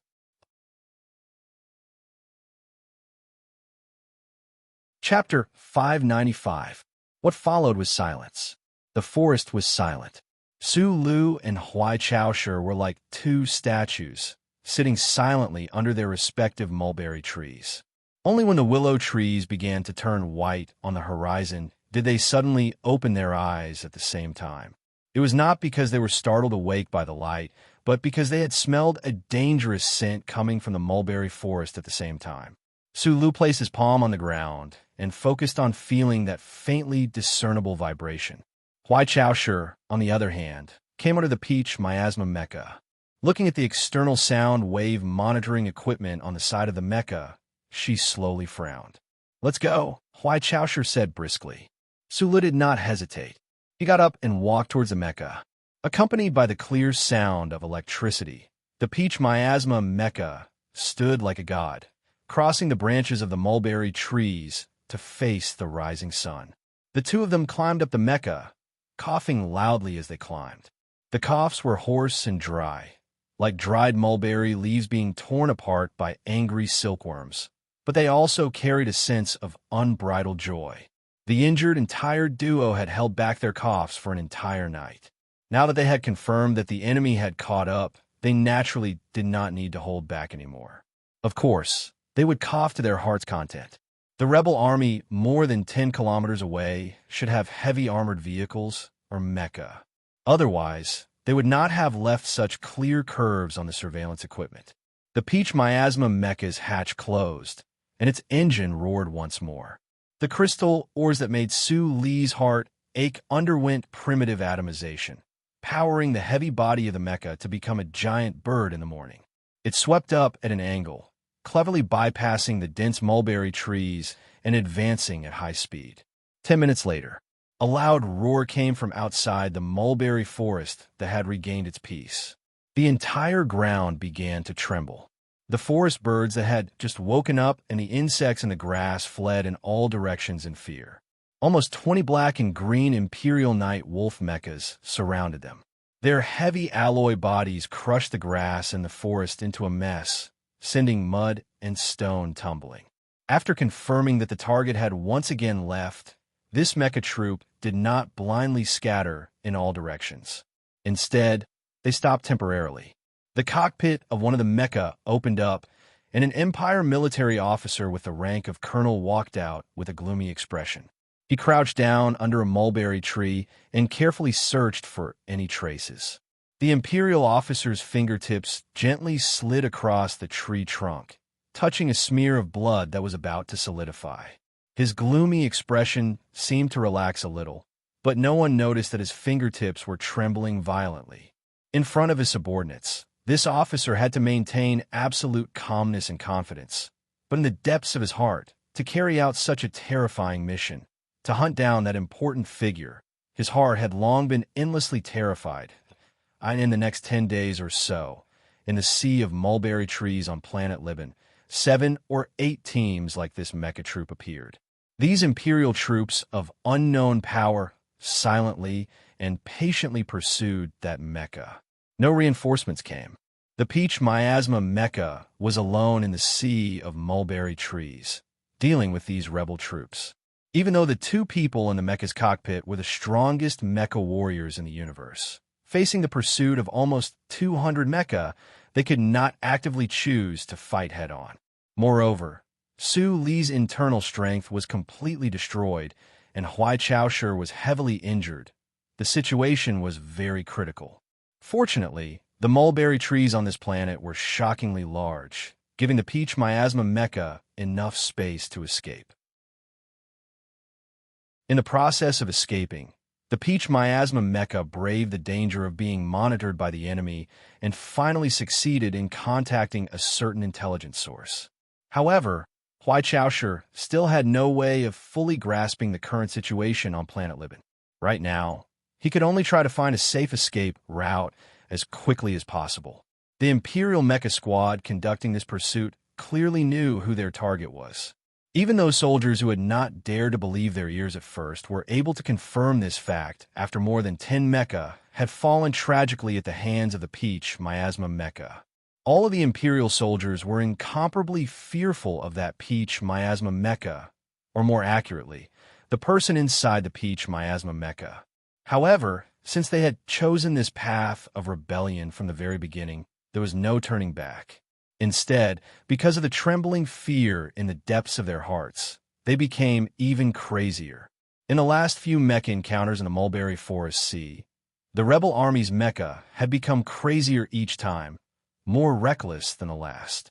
They knew that defeat was certain, but they continued to surround the Peach Miasma mecha like moths to a flame, attacking the Peach Miasma mecha at all costs. It was as if even if they had to pay the price of destroying their mecha and losing their lives in exchange for the malfunction of one of the Peach Miasma mecha's most important sensors, they felt that it was worth it. Watching silently from the sidelines, Sulu gradually understood the intentions of those rebel mecha. His face grew paler and paler, but he continued to operate the Peach Miasma mecha like an emperor. The undefeatable Huai Chaoshi also understood the rebel army's intentions, but he had no way of changing the situation. The Peach Miasma Mecha moved as fast as lightning, unparalleled in its evasion and retreat. Its close combat spear was swift and fierce. Not a single rebel mecha could last more than 10 seconds against it. On a normal battlefield, this mecha battle would have undoubtedly ended with the Peach Miasma Mecha's victory. This was because it could move around like a shark, cruelly searching for opportunities to attack shoals of fish, and then retreating again. If this simple cycle continued, the rebel army's mecha horde would eventually be wiped out. However, in this mulberry forest, the Peach Miasma Mecha could not do this. This was because there was no supply base here, and there were no components and materials needed to repair the mecha. The rebel army's mecha horde chased relentlessly and relentlessly, all because they wanted to force the person they respected the most to never have time to rest. Their injuries and exhaustion would continuously eat away at that person's strength. At the same time, they also wanted to continuously wear down the Peach Miasma Mecha's body. In this primitive agricultural area, if the mecha could not be repaired, then it could only be nibbled to death by shoals of fish during the process of their escape. Sulu had been diligently observing or studying the mecha controls of this Empire elite. Even if tomorrow morning or the next moment, this innocent fish in the pond would be burned to death, he still devoted a great deal of energy to this task. This was because the other's level of mecha control was truly very high. From the perspective of someone at his level, he was able to experience much more, even gaining a certain sense of fierce beauty. What shocked him the most, or perhaps more accurately, terrified him, was that even though they had been on the run for more than 10 days and nights, this Empire officer beside him had actually been able to maintain a valiant combat prowess, as well as a vigorous desire for battle that he could not comprehend. Although this person's cheeks were becoming thinner and thinner, the light in those small eyes had never once dimmed. However, just as the several mecha units in pursuit had hoped, the heavily injured and bone-deep, exhausted Huai Chaoshu held on valiantly. Meanwhile, the Peach Miasma Mecha could not withstand the increasing wear and tear of its components and metal fatigue, finally collapsing at some quiet dusk. In the blood-red twilight, the heavy and massive Peach Miasma Mecha crashed to the ground, kicking up a cloud of dirt and dust. Fortunately, the dense mulberry trees around it blocked the dust from reaching into the air. Not too far away was a row of simple and crude village houses. Judging from the row of hydraulic gears behind the houses, this should be a mechanical mill used to process mulberry trees. This row of mills was bathed in the golden light of the setting sun, glowing faintly with a bright red light. The emergency hydraulic valves activated, and the Peach Miasma Mecha's cockpit opened up a little. The new model mecha, lying diagonally on the ground, now looked like a patient gasping for air, waiting for death. Huai Chaoshu and Sulu crawled out from the open cockpit. The two of them were covered in small wounds, looking rather haggard. However, from the silent expressions on their faces, not a trace of it could be seen.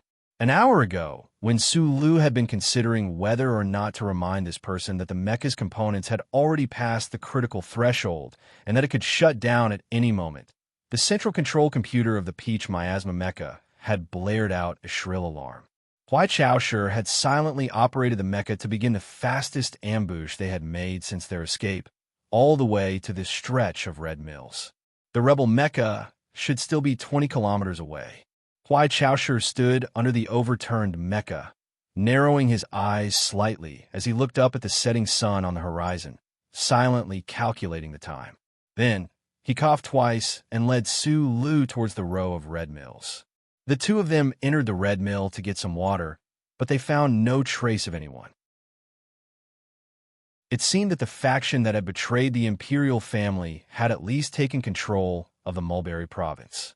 They had cleaned up this vast farming region of mulberry forests very thoroughly. After drinking, Huai Chaoshu walked to the west wall of the red mills and narrowed his eyes to look out. The Red Rose still had not been contacted. Right now, he only had sporadic feedback from the crows in the bureau. He had no idea how dangerous the current situation was, but there were more than 200 Imperial mecha chasing after him. It was easy to imagine that the situation on this planet was very bad.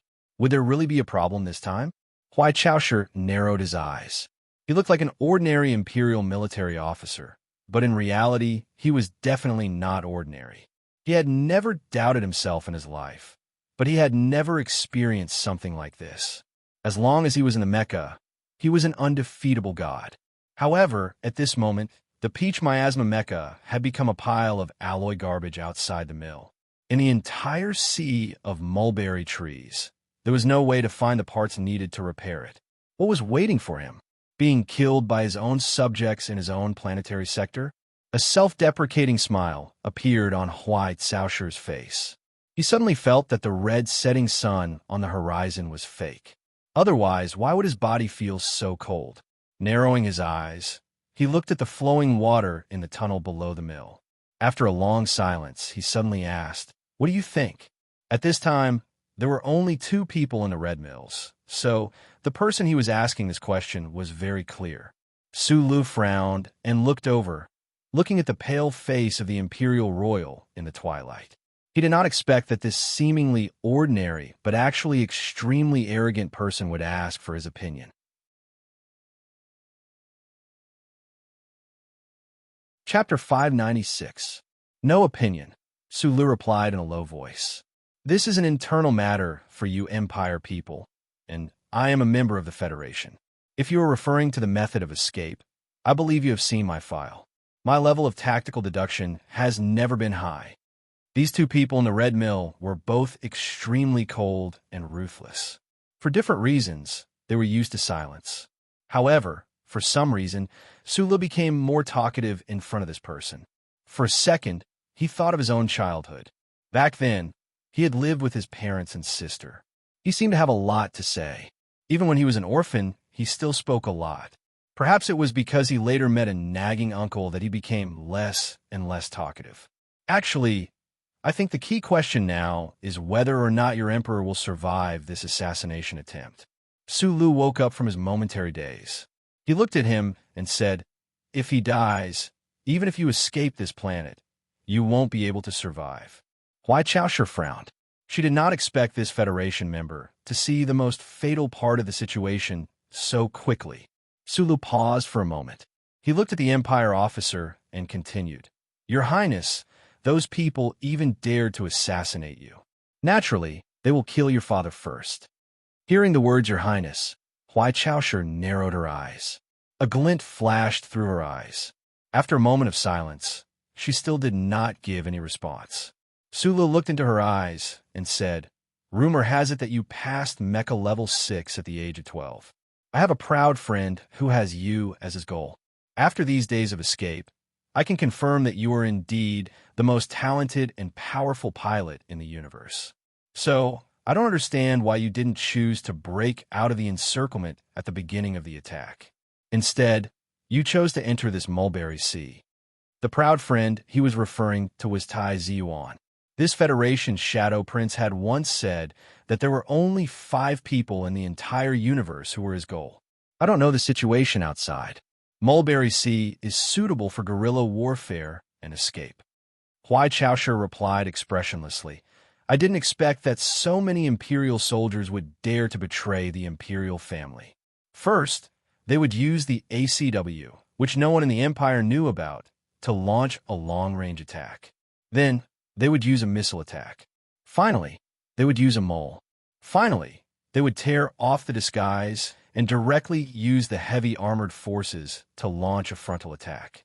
Su Lu knew the power struggle within the Empire, but in his opinion, this assassination plan was very reasonable. If he was not so familiar with the activation curve of the ACW, perhaps the pride of the Empire in front of him, the powerful princess, would have died under that terrible big gun. However, this kind of assassination arrangement also revealed some kind of information. The force that dared to betray the royal family obviously only wanted to solve the problem in the simplest and fastest way in the beginning. They didn't want to make too much of a commotion. It was only later that they were forced by the situation that the whole incident gradually escalated. From this, it seemed that the force that betrayed the royal family didn't completely control the situation on this planet. "You should contact a reliable subordinate on this planet," Su Lu suggested. I can't contact Red Rose. There are too few sources of information. I can't judge who is trustworthy. Huai Chaoshu glanced at the watch on her wrist and said, "The traders will need at most 3 hours to see through my last disguise and find this red mill. I hope you can provide some meaningful suggestions." Su Lu lowered his head and coughed twice in pain. He squinted at the princess and couldn't help but shake his head. Why did the princess ask for help from him, a member of the Federation, and make it sound so natural? I think the Empire's satellites should also have a micro-positioning system. He looked up at the blood-red sky outside the window and said, "The fact that the traders haven't been able to surround you means that they can't use the satellite positioning system. So it's very simple. Whoever has the authority of the satellite positioning system is your people." Huai Chaoshu said, "The authority of the satellite positioning system is in the hands of Governor Ku Bounting."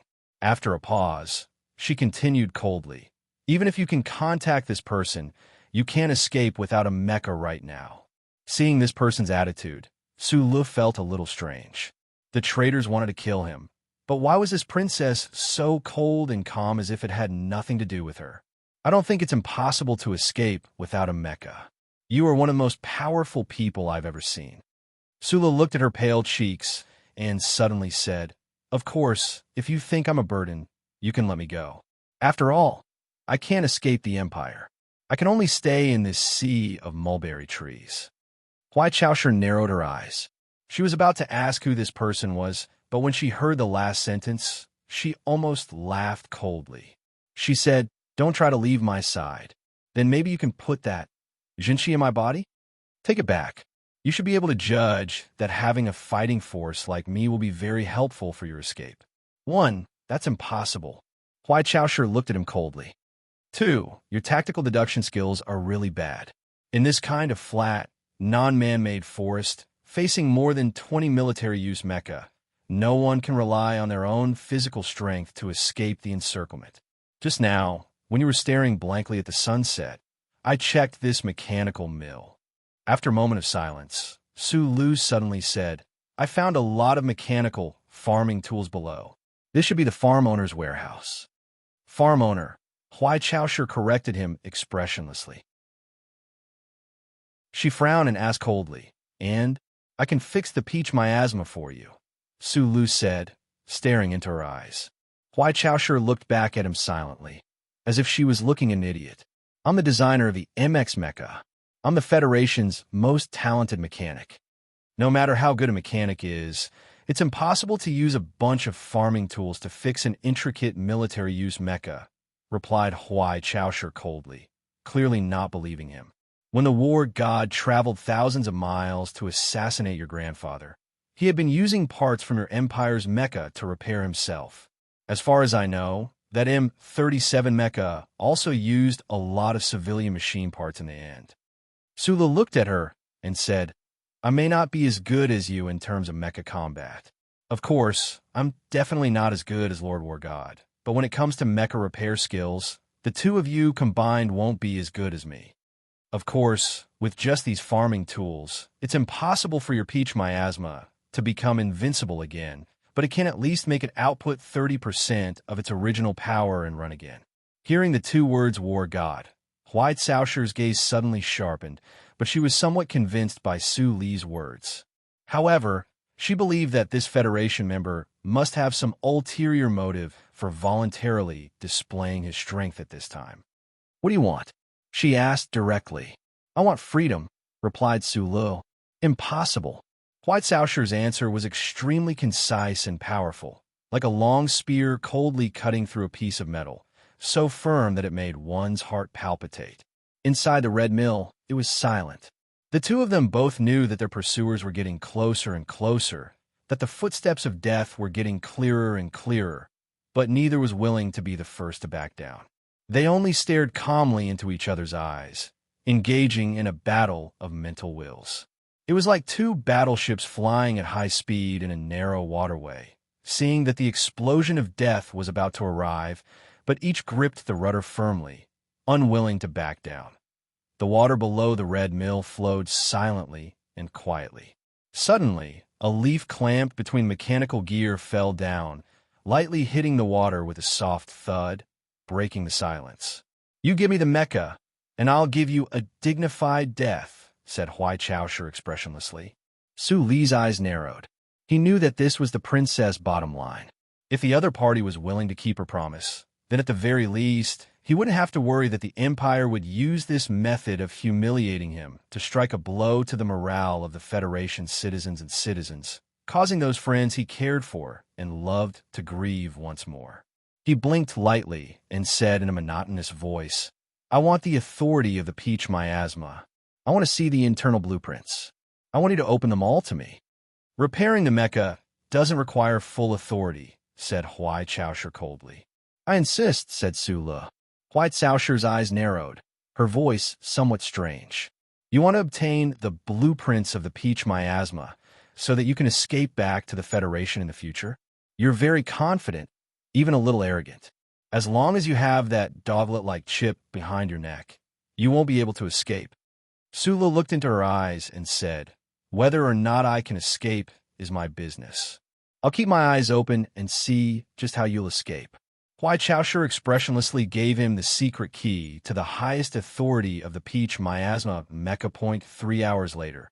60 to 70 Imperial Moon Wolf mechas crushed the surrounding mulberry trees, crushed the tranquility, and crushed the shadow cast by the red mill on the water. With a roar, they charged in from 3 directions, tightly surrounding this row of houses. Unlike the crazy pursuit of the past dozen days and nights, today, these Imperial rebel mechas finally surrounded their revered highness. However, they did not immediately launch an attack. Instead, they silently guarded the perimeter. The dirt on the metal belts gave off the smell of rotting leaves under the starlight. This assassination operation had been going on for so many days.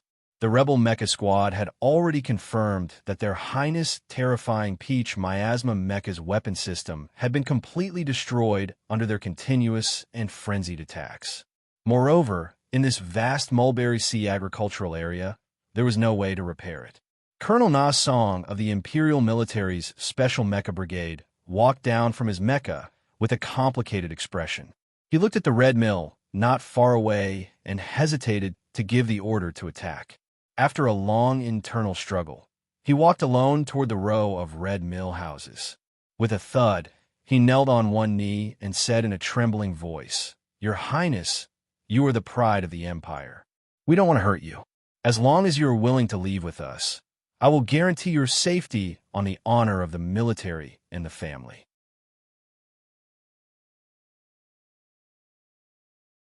Chapter 597. In one of the most heavily guarded manors on the Libyan star. The light from the broken lamps, which imitated the starlight of the night sky, refracted and fluctuated inside the spacious building like flowing water, making the exquisite jade carving on the black sandalwood table seem as if it was about to come alive. The jade carving was of a spring silkworm. Below the white curve was a thin piece of jade that resembled a mulberry leaf. In contrast, the jade silkworm's body was round and cute, completely without the disgusting feeling that ordinary insects gave people. The mulberry tree and silkworm had an important symbolic meaning to this planet. So when this manor was being renovated, the most famous sculptor of the Empire chose it as the object to carve, which won the appreciation of the manor owner and all the nobles. A young noble wearing a black silk coat gently stroked jade silkworm's body. His slightly gloomy face suddenly twitched as he coldly said, "His Majesty is already old and muddle-headed, but the Empire and the royal family have no reason to pay the price for his old and muddle-headed behavior." For decades, in the Zhuitian Star region, no one dared to criticize the high and mighty emperor like this. Those poor rebels on the remote planets may have angrily preached similar words in front of the fire, but their stinking heads had been piled on the ancient city wall, and their corpses were burned to ashes and thrown into the stinking puddles. After the young noble said this, he still appeared very calm.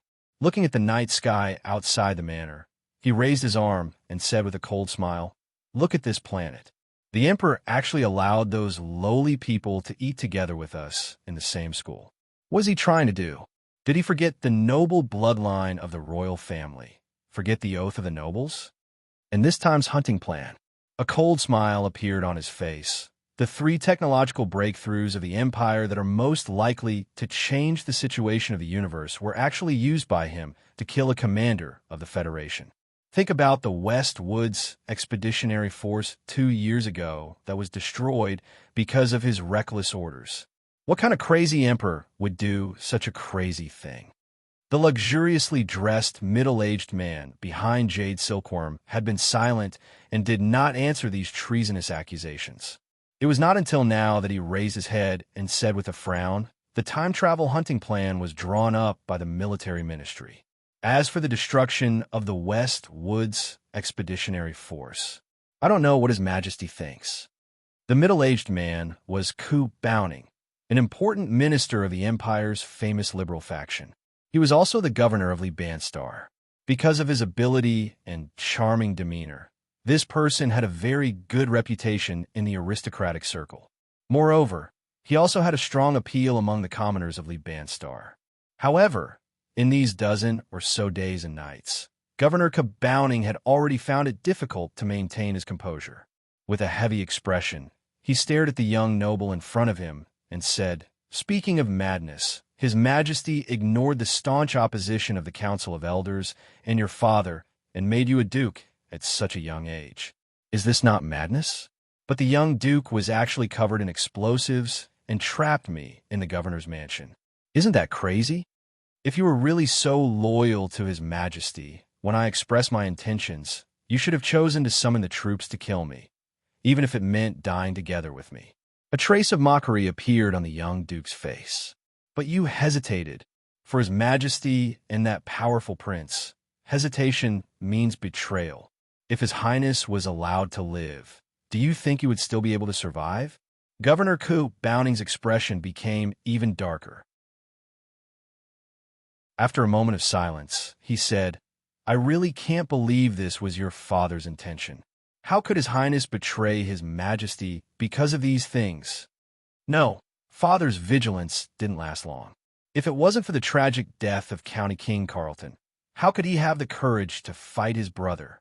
The young noble lowered his eyes slightly and said slowly, "I don't understand what you mean," Governor Coop Bowning said in a low voice.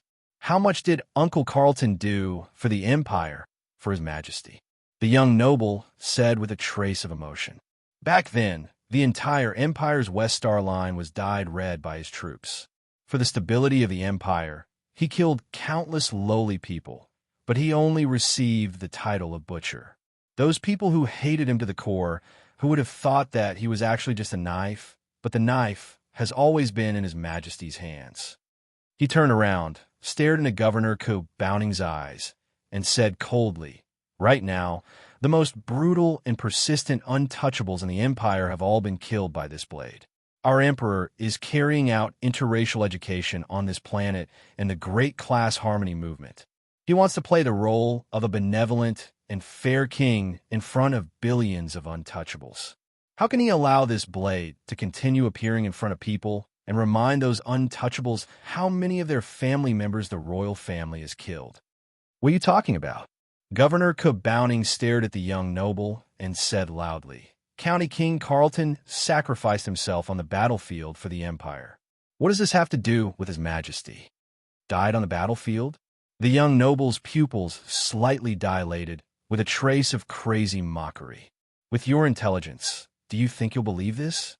Or does His Majesty think that the intelligence of all nobles has dropped to this level?" A spaceship of the Federation, a member of the Federation, forced his way through the space channel, and then, in the Empire's Star region, faced with a powerful ghost fleet, he easily killed the commander of the fleet and blew up the flagship. Is this possible? Is that member of the Federation Li Pifu? The young noble widened his eyes and said coldly, "The most chilling thing is our invincible highness was on the flagship at that time. Who could kill Uncle Carlton in front of him?" Governor Kabowning was silent for a long time, and then said with a pale face, "You think this is all a scheme?" "Of course." The young noble's voice gradually calmed as he said coldly, No one knows when the butcher's knife in His Majesty's hand will be swung again in order to please those lowly commoners and to create his image as a benevolent ruler. Who will die under his butcher's knife next? Father, me, and many people in Tianjin understood everything. We didn't want to sit and wait for death, so we had to stand up and face the battle. Although the flagship exploded in the end, and there weren't many videos left, there were many witnesses. The military also investigated and confirmed that there was no problem with County King Carleton's death, Governor Coop Bowning said with a frown. With His Majesty's power, I believe it even if there were 4 million witnesses. As for Father's investigation, Her Highness controls the Intelligence Bureau, so she wouldn't let the military find anything. You think Her Highness killed County King Carleton? Yes. Watch your words. Your speculation is baseless, Governor Coop Bowning said sternly. I won't allow you to insult Her Highness' character like this. Burning like the sun, warming the entire empire, was Her Highness when she was young. She rarely appeared in front of people these years. Who knows what she's become? For a future empress, what kind of cruelty and viciousness wouldn't she do? The young noble said coldly. Governor Coop Bowning took a few deep breaths to suppress the anger in his heart. He stared at the other and said, What did you do to His Majesty? The young noble didn't answer him. He stroked the smooth jade silkworm and stayed silent for a long time until a dark shadow appeared between his brows. He then raised his head proudly and said to himself, Even if we can't do anything, as long as we kill the heir he appointed, I believe that the empire can go back to the right path in the future. At this moment, the watch on his wrist vibrated slightly. He lowered his head to look, and a strange smile appeared on his lips. He said calmly, Governor, let me tell you a piece of good news. You don't have to worry about me torturing you to get the satellite authority anymore because Our Highness has been surrounded. The Red Mill was not dark in the night. Instead, it was eye-catching.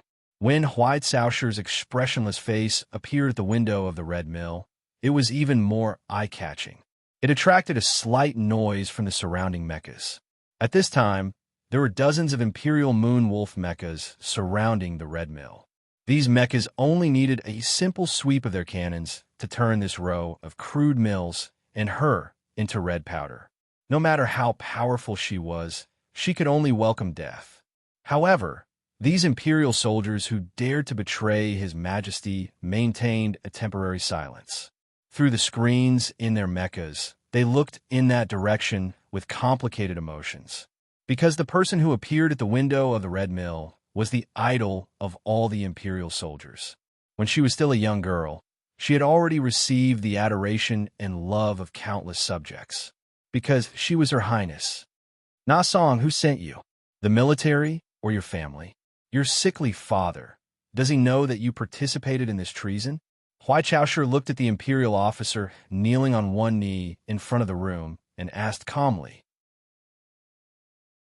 Although she had not recovered from her injuries, if she wanted to, she could still kill this person or take him hostage at any time before the rebel mechas attacked. However, this was meaningless. These rebel mechas dared to take the risk of having their entire family executed to participate in this assassination. Naturally, they had already placed life and death outside of their scope of consideration. A calm conversation, maintaining the demeanor of a royal highness, could temporarily alleviate the tense situation. However, she knew that, as the noble officer in front of her said, if she did not surrender, the military mechas in front of the Red Mill would move. White Sausher's ears trembled slightly. She listened to the faint noise behind her that was covered by the sound of flowing water. She silently calculated the time, not knowing if she could delay until the Federation person completed his mission. Your Highness, Father did not know. Please forgive our actions, because we only want the Empire to return to the right path. The Imperial noble officer named Na Song knelt on one knee and said loudly, The Federation is already preparing to attack. We need a stronger leader. If your Highness is willing to accept what has happened and forgive the nobles who were forced to participate in this matter, I am willing to be your personal soldier and accompany you to win this war. After saying this, Na Song felt much more relaxed. He took a deep breath. Just as he was about to continue persuading, his pupils suddenly shrank, and he became nervous. The ground under his knee suddenly trembled slightly.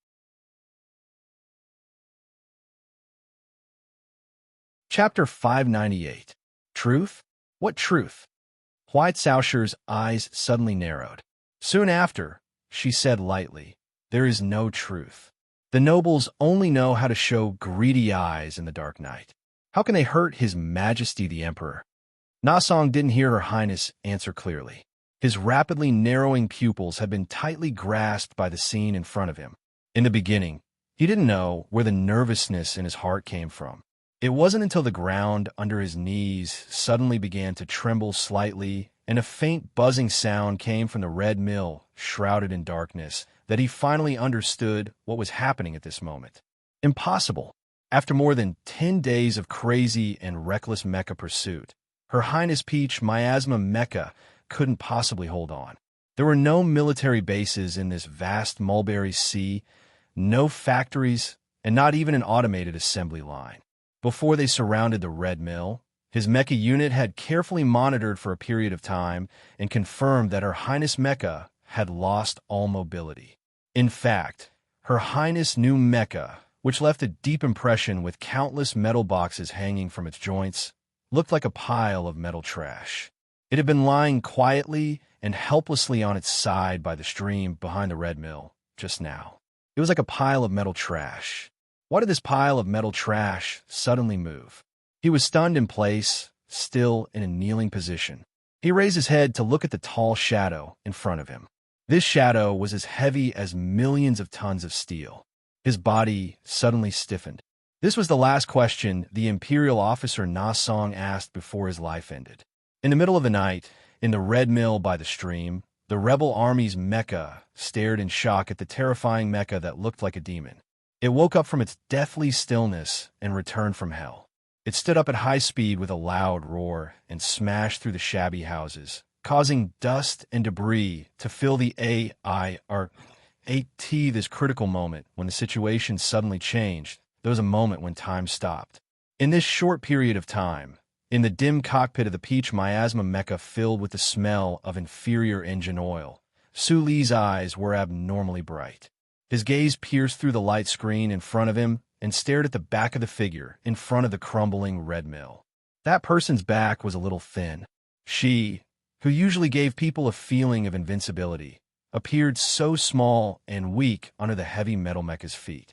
As long as he gave the command, the Peach Miasma Mecha would raise its gigantic mechanical legs and stomp the opponent into meat paste.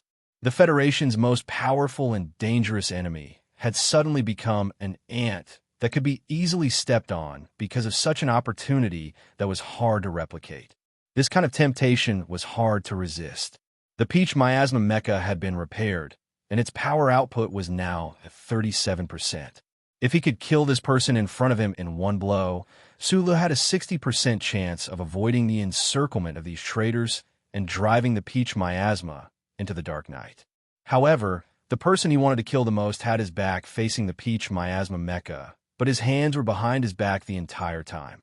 A remote control device was emitting a faint light between the pair of hands that didn't seem to be strong, but rather delicate. With just a glance, Su Lu suddenly felt the 2 bloody holes above his shoulder blades begin to hurt. It was as if his blood and bones would explode in the next moment, turning him into a miserable corpse. The other party hadn't pressed the remote control, but just the thought of it made him feel cold. Even though they were surrounded by danger, Su Lu in the cockpit and Huai Caoshi in the shadows of the mecha still managed to make a bet in such a short amount of time. They were betting on who was faster, and the chips were each other's lives. Su Li's bright eyes abruptly dimmed. Expressionlessly, he suppressed that impulse. His right hand quickly entered the mimicry command and opened the hatch of the Peach Miasma Mecha. The Federation's mecha horde had reacted quickly enough. By the time they noticed the abnormality, the Moon Wolf Mecha, which had been in a state of alert all this time, began to howl and pounce forward. At the same time, the long-range weapons on its mechanical arms were ready to fire. However, they were still faster than that mecha and that person. The peach miasma mecha burst out of the red mill, abruptly becoming a shadow. Huai Chaoshi stood expressionlessly in front of the window. The window frame gradually shattered, the walls crumbling. The scene around her seemed to accelerate in time and then rapidly crumble. She coldly looked at Na Song, who still hadn't managed to retract his stunned expression. Her feet pushed off the ground, and in a dense gust of air, her body quickly flew backwards. After more than 10 days and nights of pursuit, the large patches of blood-stained silk clothing were severely damaged. As she flew backwards, it scattered in all directions, like the ancient robes of a god fluttering in the starlight. The hatch of the peach miasma mecha behind her had already opened. She was like a monarch returning to the throne that represented power, returning to her seat. The howling and sharp sounds of gunfire rang out. The mulberry trees in 3 directions in front of the red mill were viciously cut down by the sharp shrapnel. The white stubble jutted out sharply, splinters flying in all directions. Suddenly, the rebel mecha horde were attacked, and the muffled sound of gunfire was deafening. It was only then that the rebel soldiers in the mecha realized that although they had done a lot of preparation work, they still had no way of getting access to the data of the ammunition ratio of His Highness's mecha. It was even possible that the data of the ammunition they had was fake data deliberately sent out by His Highness's intelligence department. Because of this fatal error in intelligence, the rebel mecha horde had never imagined that Her Highness Peach miasma mecha would have such a shocking amount of ammunition. Instantly, a small opening appeared in the encirclement. Of course, the most fatal reason for this situation still puzzled them. This had nothing to do with intelligence. This peach miasma mecha had clearly been severely damaged and could not be activated. Why did it have to be activated again at the most critical moment? Amidst the flying shrapnel, there was the ear-piercing sound of the heavy mecha stomping through the ground at high speed. After the peach miasma mecha's sudden display of power, the rebel mecha, and even Sulu, who was in the peach miasma cockpit, all thought that Huai Chaoshi would choose to retreat quickly after this wave of fierce attacks. She would leap over the small stream behind the mill and throw herself into the darkness that could hide everything. Thus, the 10 mecha flanking the rebel mecha horde rushed towards the small stream. They knew of Her Highness' near invincible mecha battle strength and the terrifying mobility of the peach miasma mecha. If they didn't advance in advance, there was no way they could stop the other. However, contrary to everyone's expectations, Huai Chaoshi, who had quickly taken over control of the peach miasma mecha, valiantly chose an even more direct path. When the 2 flanking rebel mecha advanced towards the small stream at high speed, the peach miasma mecha charged straight ahead. The red mill collapsed to the ground. The walls were reduced to dust under the concentrated attack of bullets. Under the starlight, the dust on the walls actually looked a little like the miasma formed by the dew on pink peach blossoms. The peach miasma mecha whistled through the red miasma. The alloy body of the peach miasma mecha was wrapped in wisps of dust. With a speed that the naked eye could not see clearly, it coldly attacked the rebel mecha horde in front of it. With a hiss, a 5-meter-long multi-layered forged alloy gun was pulled out of its case. It spun at high speed in the mechanical arms, dancing with the starlight and red dust. It was like a giant and terrifying peach blossom. The peach miasma was poisonous. The peach blossom petals could not be blocked. Upon contact, one would die. The rebel mechs that were blocking the path of the peach miasma mech all fell to the ground in a flash of red, their mechs exploding. In the mulberry forest filled with the smell of burnt flesh, 6 Empire Moonwolf mecha lay wretchedly on the ground. Their outer armor was damaged and curled up. Sparks flew in all directions. There were 2 mecha that had been knocked down that did not completely lose power. Their metal joints crackled, causing the mechanical arms to contract futilely and even sorrowfully like patients on their deathbed. The night wind blew past.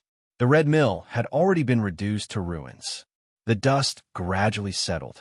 The Empire officer named Nason had been crushed to death by the falling wall. His eyes were wide open and unwilling to close. The Peach Miasma Mecha had long disappeared without a trace. The cockpit of the Peach Miasma Mecha was silent. The lights were dim, and only the rising and falling of the mecha indicated that it was running at high speed.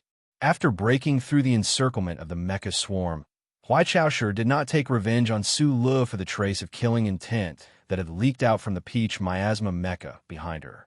After a long period of silence, she suddenly said, "If you can repair the Peach Miasma Mecha for me like you did today, even if it can only maintain 30% of its power output, I can still clear out all the rebel mecha in this sea of mulberry trees." Humans were the #1 machines. Hearing Huai Caoshir's calm and confident judgment, Su Lu suddenly remembered what the uncle had once said. This princess seemed to never feel tired. The strength in her body was inexhaustible. Her mind could always maintain a high level of concentration. She was like a coal machine, but she was still human. There is no such possibility. After coughing twice, he replied hoarsely, "You have to admit, your luck this time was too good. There just so happened to be enough parts in that storeroom, and the core components of the Peach Miasma Mecha were not damaged. The miniature repair arm is also still functional.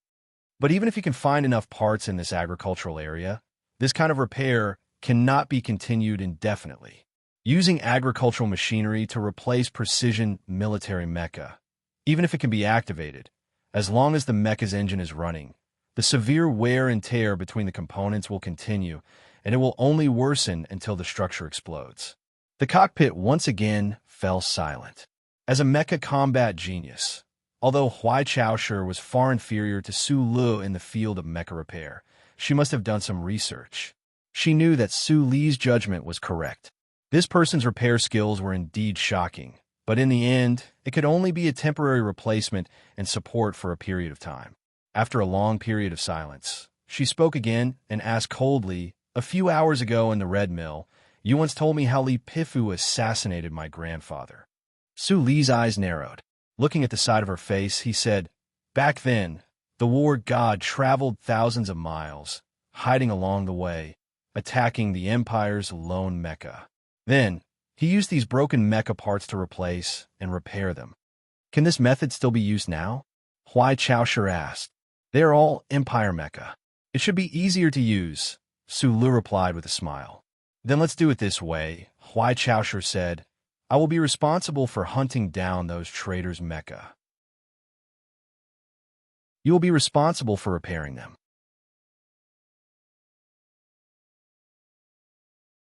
Chapter 599. A cold, powerful, and greedy specter of a mecha was floating in the sea of mulberry trees. In order to encircle and annihilate the specter, the rebel army, which had already arrived outside the Libyan planet's atmosphere, had sent a large number of mechas and heavy armored troops into the Sea of Green. While the Governor-General, who controlled the most powerful military on the planet's surface, had been forced to remain silent, the rebel army could sweep through the entire planet. However, in front of the Spectre mecha, in the sea of mulberry trees where day and night alternated, the mechas and heavy armored troops suddenly felt like they had changed from being hunters to being hunted. They were confused and panicked until their hearts were shaken and they were secretly trembling in fear. Between dawn and dusk, the cold rainy night, and the scorching sun at noon, the mechas and heavy armored troops of the rebel army seemed to be under attack all the time. The mulberry leaves swayed in the wind, dispersing the shadows. A few cunning rabbits fled in panic among the weeds. The mechas that were carrying out reconnaissance missions or were alone were instantly destroyed by the Spectre mecha. Then, they were miserably torn apart into wreckage. It looked like their internal organs had been devoured by primitive barbarians who believed in demons. The main army of the rebel army had approached the Spectre mecha many times, but the Spectre mecha had used some unknown method to silently disappear from its original spot, leaving behind only the monotonous sea of mulberry trees, which was so dull that it made one's eyes go numb.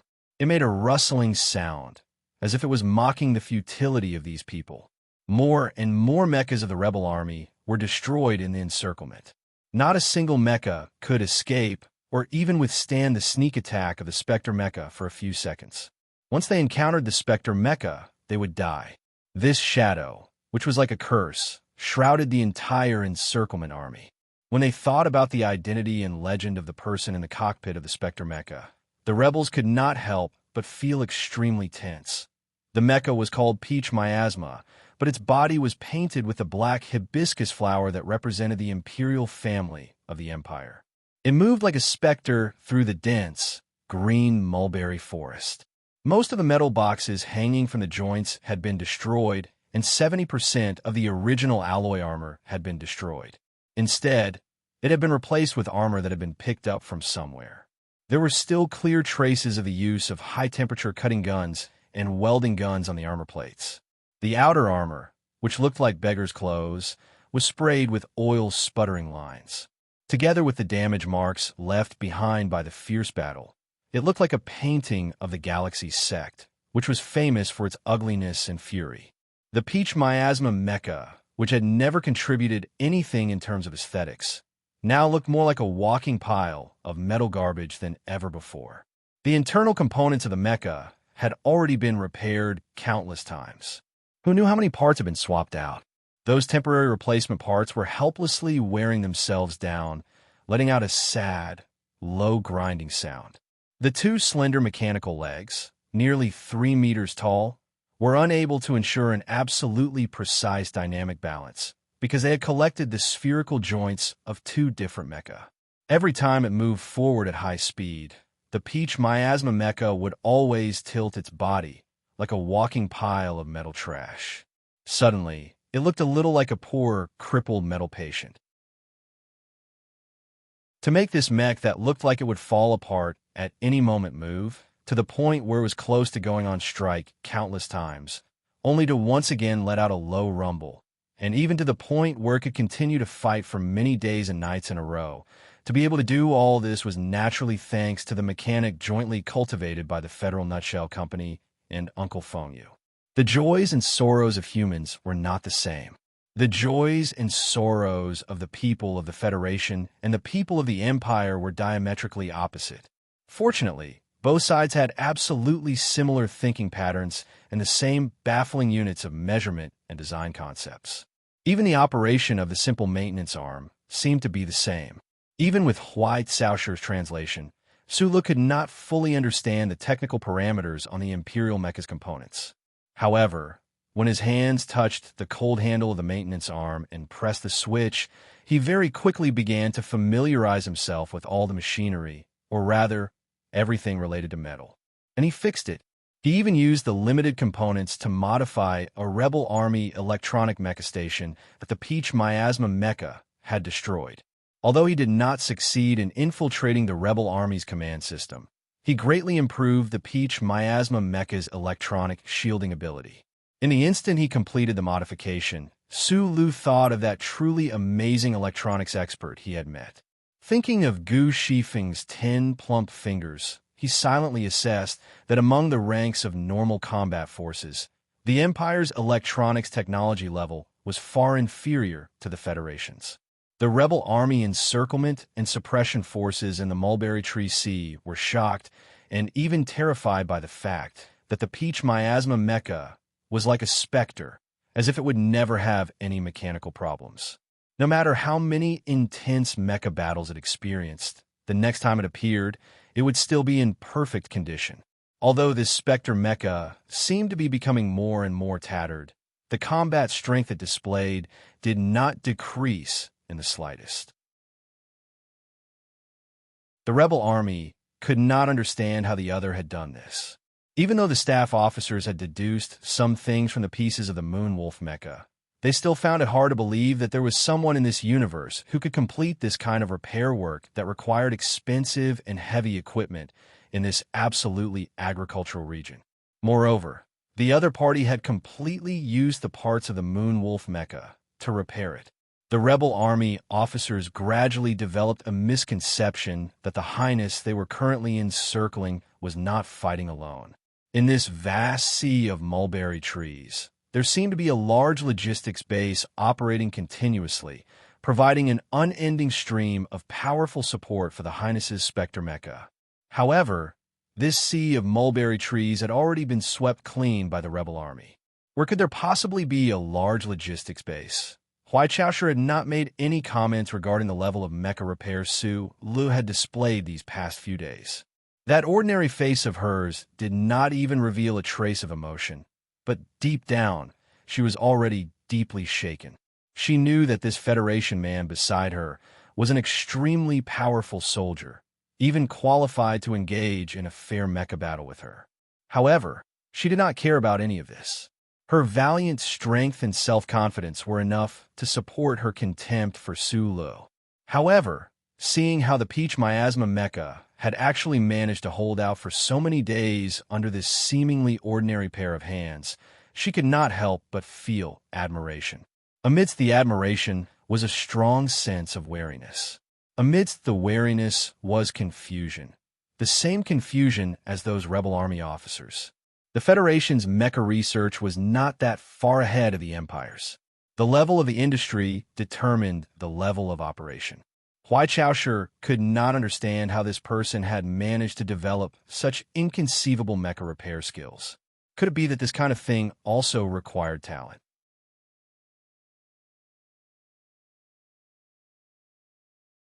Chapter 601. While Huai Chaoshu was secretly shocked by Su Li's mechanical skills, Su Li's heart was also filled with endless admiration and even fear for her. He had never seen such a person in his life. Other than focusing on mechanical repair work, Su Lu had always maintained a normal rest because his weak body was constantly on the alert. However, Huai Chaoshu, who was in charge of operating the Peach Miasma mecha, not only had to escape the pursuit of the rebel forces, she also had to constantly launch sneak attacks on the enemy's mecha. She had no time to rest at all. During the many days of tense escape, Su Lu had never seen this highness be able to maintain a high level of concentration, even if she closed her eyes once. There was not even a trace of fatigue to be seen. The rebel forces outside Li Banstar's atmosphere, after taking control of the Red Rose, continuously released troops into the sea of mulberry trees. It was like an endless wave, constantly slapping against the Black Reef, each wave higher than the last, each wave stronger than the last. However, Huai Chaoshu, who did not have the slightest time to rest, controlled the Peach Miasma mecha to calmly and almost indifferently withstand all of these attacks. Humans are the first order of machines. Su Li's heart once again rang out with the uncle's words. The more time he spent with them, the more shocked he became. So there really was an existence like steel in this world. The tattered mecha moved at high speed through the dark forest. A young man and young woman in tattered clothes were silent in the dark cockpit. The roaring Peach Miasma broke through the heavy infantry barrier of the Exima Hills. Under the torrential rain, the encirclement only left behind violent battle shadows. A certain Empire Rebel Army division that had urgently parachuted into the sea of mulberry trees was suddenly attacked by the Peach Miasma as soon as they arrived on the ground. The division commander died, tragically in a decapitation plan, for the promise of dying with dignity, for the responsibility of the country. For some completely different reasons, Su Lu and Huai Chaoshu worked hand in hand. Day after day, they continued to escape and counterattack. Tense repairs and fierce battles became their entire lives. The nobles who had betrayed the imperial family could not have imagined, nor could the madly searching for Her Highness the Princess in the Mulberry Sea. In truth, no one could have imagined that once the two most extraordinary individuals of the younger generation of the Federation and the Empire joined hands, they would erupt with such astonishing battle strength and accomplish an almost inconceivable goal. In the wee hours of the morning, the Peach Miasma mecha, which had narrowly escaped the first aerial attack of the rebel army, welcomed a rare moment of temporary rest. The powerful highness, like a demon, did not need to rest, but the soldiers of the rebel army could not endure this kind of intense battle. The morning light was dim, unable to spread across the entire land. The fog around the stream greatly reduced visibility. The tattered Peach Miasma mech silently crouched on the rocky ground beside the stream. Su Lu crouched beside the stream, and splashed a handful of stream water on his stubbled face. The cold stream water flowed down his tangled dirty hair, spreading from his neck to his naked upper body. It made his body tremble, and he felt much more awake. He could not help but smile happily. Looking back, Huai Chaoshi was silently looking at the electronic manual in her hands, the pen between her fingers moving incessantly. She should be conducting some kind of communication. The silk coat she wore had long been torn to shreds, and she had changed into a mecha combat uniform. It had not been washed for many days, and the sour smell seemed to be coming from it from afar. Paired with that face full of dust, she did not look like a noble princess at all. Through hunting the rebel army's mecha, they knew some of the situation on Liban planet, especially after Su Lu successfully repaired the electronic mecha's equipment. Huai Chaoshi contacted even more of her loyal subordinates. She had a better understanding of the current situation and the inside story of this shocking assassination. The rebel fleet had already taken control of the outer space around Liban planet. Although they lacked long-range attacking battleships and were unable to control the situation on the entire planet, they had successfully cut off the connection between Tianjing and Liban planet. Now, no one knew what exactly had happened on Tianjing planet, or whether the emperor, who was in that vast and magnificent palace complex, was still doing well. This was the first rebellion led by the nobles in the empire's 100 years of history. Compared to the rebellion of the commoners and slaves, the nobles' rebel army had more resources and more powerful military force. The situation on Liban planet was dangerous and strange. A few great lords had already successively surrendered to the rebel army, but the numerous mechanized divisions under the control of the governor's office, the most powerful army on the planet, had maintained a strange silence, as if they did not know what was happening on the planet, nor did they see the fleets showing off their prowess outside the atmosphere. Through the information sent by the Intelligence Bureau's subordinates, along with Su Li's previous analysis, Huai Chaoshi guessed the reason for the current situation. The governor's office should have been controlled by the rebel army, but Governor Coupe Bowning did not surrender. The rebel army was worried that killing him would trigger a counterattack from the governor's office, so they left him alive. Probably only an idiot like Lewis would do such a stupid thing. He succeeded in ambushing the governor's office, but now he's stuck in the mud. Huai Chaoshi thought expressionlessly. Then her eyebrows slightly furrowed as she thought of the key information sent by her subordinates. It was from these few pieces of information that she found out something that she did not understand after she was ambushed. Even though the empire's reforms in the past few years had harmed the interests of some of the great nobles, under the powerful pressure of her father, these nobles still dared to launch a rebellion so hastily? They actually think that I killed Duke Carleton. Huai Chaoshi subconsciously looked at the stream. That man from the Federation was currently bathing in the stream with his upper body naked, revealing a mouthful of neat white teeth, smiling somewhat irritatingly. If he knew that he killed Duke Carleton and caused such a huge disturbance in the Empire, would he still be so carefree and happy? No, he would be happier. Huai Chaoshi thought unhappily with her eyebrows furrowed. Su Lu felt her gaze and scratched his head in confusion. He walked out of the stream, his bare feet stepping on the hard stones, and walked in front of her. He calmly stood in front of Huai Chaoshi, not in a hurry to grab clothes to cover his naked upper body, because after that luxurious silk coat was turned into silk, there was not a single piece of clothing on him, and he also did not have the habit of taking off clothes from the dead rebel soldiers to wear. The more important reason was that Su Lu found it very difficult to see this princess in front of him as the opposite sex, so there was nothing unnatural about it. There was once a joke. A man resentfully asked a strong woman, "Why are you so unlike a woman?" That woman coldly replied, "Because you are too unlike men." In front of a strong woman like Huai Chaoshi, most men would probably have a hard time finding a clear sense of gender. The question you asked last time, I can answer you now. Huai Chaoshi looked into his eyes and calmly said, "His Majesty is not dead." The information channels in the direction of Tianjing were sealed. The people on Liban Star had no idea what happened there, and she, who was in the sea of mulberry trees, had no information to confirm. However, it was precisely this suffocating silence that allowed her to confirm the emperor's safety. If the rebel army really succeeded in assassinating the ruler of Zwotienstar region, how could it be so quiet? For you, this should be good news. After a slight pause, Su Lu said, but it won't be of much help to our escape. I have to warn you again, this peach miasma mecha won't be able to last much longer.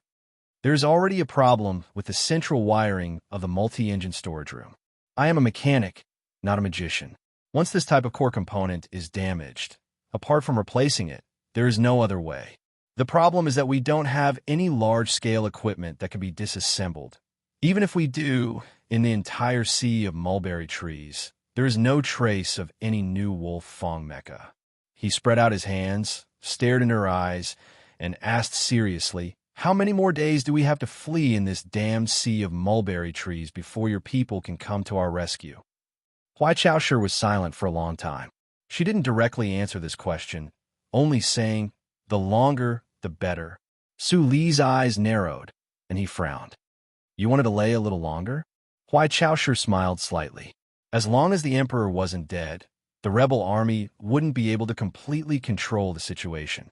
As long as the situation on Tianjing planet stabilized, the powerful royal fleet would be able to easily solve the problems on Li Ban planet like a knife cutting through paper. Huai Chaoshi had persevered in this treacherous sea of mulberry trees with extraordinary perseverance. Even though her subordinates had already prepared to help her escape 3 days ago, she still didn't leave. She was stalling for time.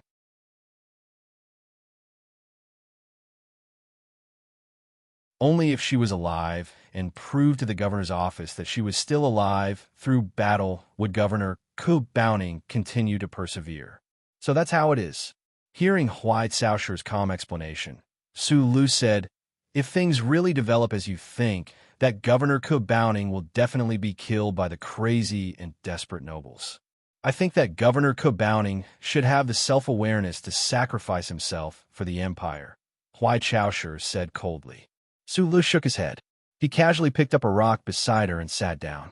Using his hand to cover his mouth, he began to cough silently and painfully again.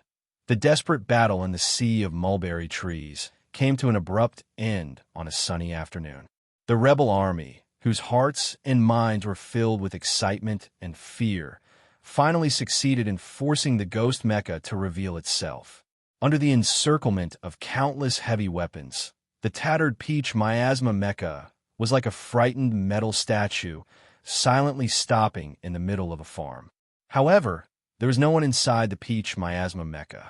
The spy from the Royal Intelligence Bureau who had infiltrated the rebel army at the cost of his life had successfully lured a small gap into the rebel army's encirclement. After receiving the latest information, Huai Chaoshi resolutely abandoned the mecha she relied on to shock the universe and sweep through the wilderness. She and Su Lu braved the great danger and followed the gap, following a secret path in the sea of mulberry trees to arrive at a silk processing factory in the southwest.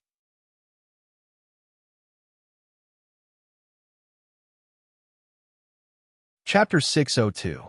An official of the Imperial Royal Intelligence Agency, disguised as a foreign trader in a silk processing factory, or more accurately, a foreign trader in a silk processing factory who worked for the Imperial Royal Intelligence Agency, received 2 extremely skinny young men in tattered clothes at the sewers outside the walls of an unassuming silk processing factory.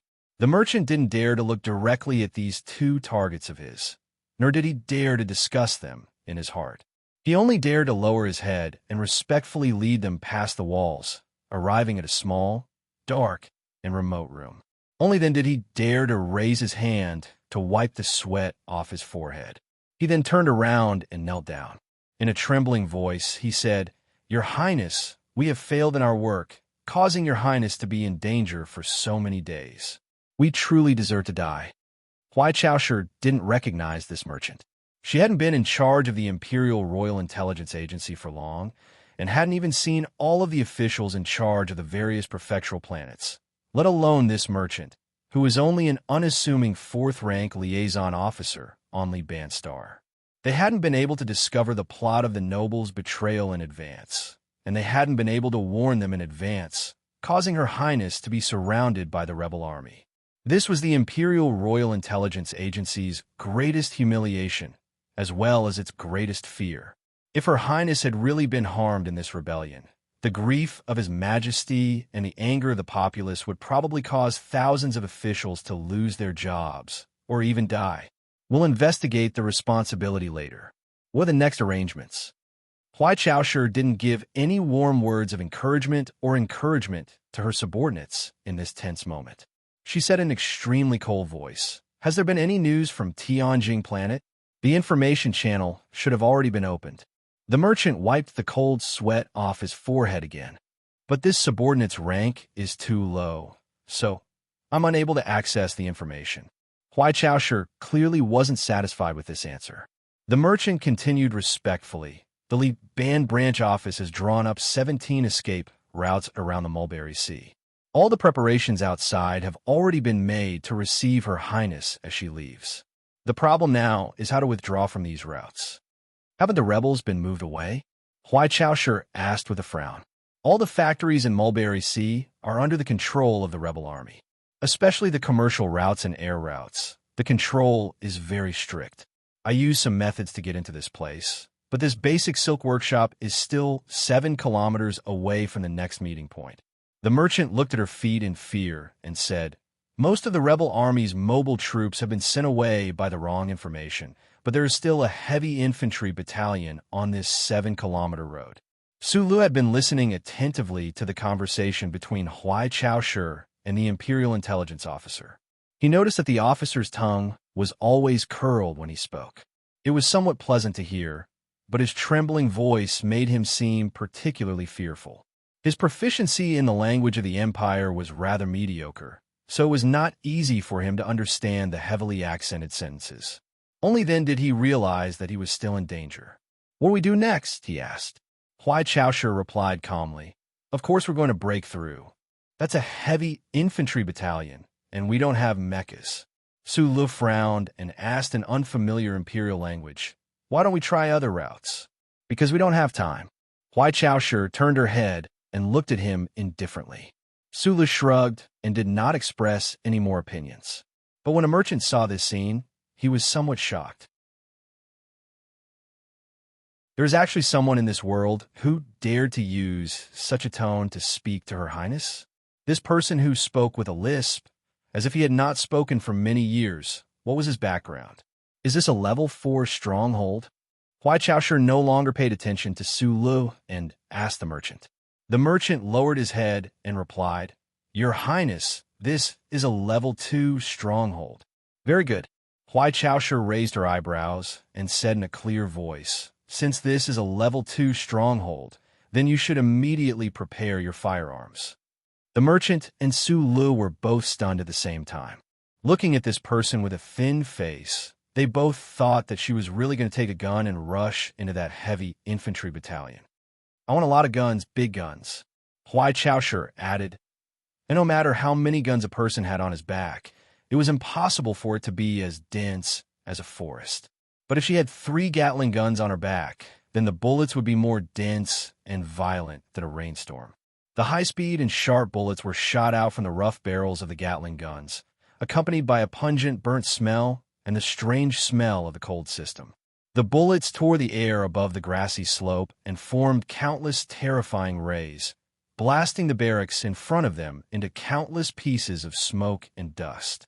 With a pale face, Su Lu followed the moving human-shaped barracks in front of him and quickly ran forward. Looking at this scene, he couldn't help but think of a prehistoric monster that kept spitting out flames, and it was a female. Huai Chaoshi was not very beautiful, but if she washed her cheeks clean, she could be considered delicate and pretty. She did not look like those terrifying prehistoric monsters at all. However, a skinny woman carrying 3 heavy Gatling guns and madly shooting while running, with clear muscle traces faintly visible on her arms under the military sleeves, such a terrifying woman could no longer be considered a woman, or even a human. "Motherfucker, what a monster!" Su Lu subconsciously muttered. but his voice was immediately covered by the deafening gunshots.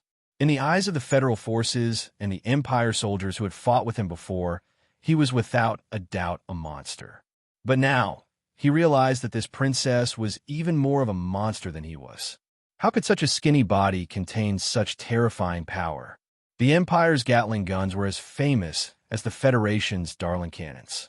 They were extremely heavy, and in addition to the huge amount of ammunition required to continuously fire, anyone could estimate the weight of the guns to be jaw-dropping. But Huai Chaoshi lifted them up as if they were light. Using her skinny body to carry a moving ammunition depot, she launched an attack at a heavy infantry barracks. What did you say?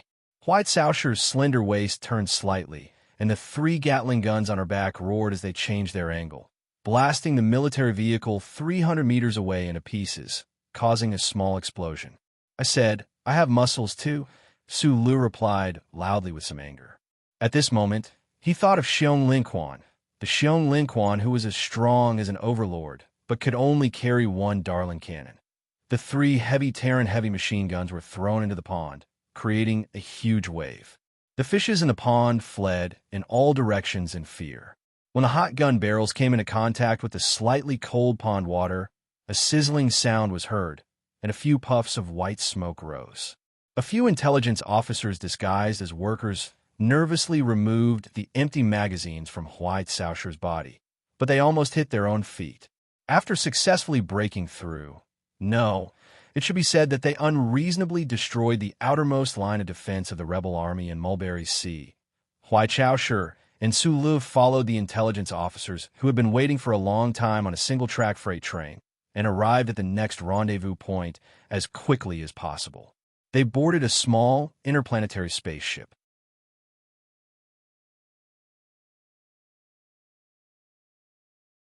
Chapter 603.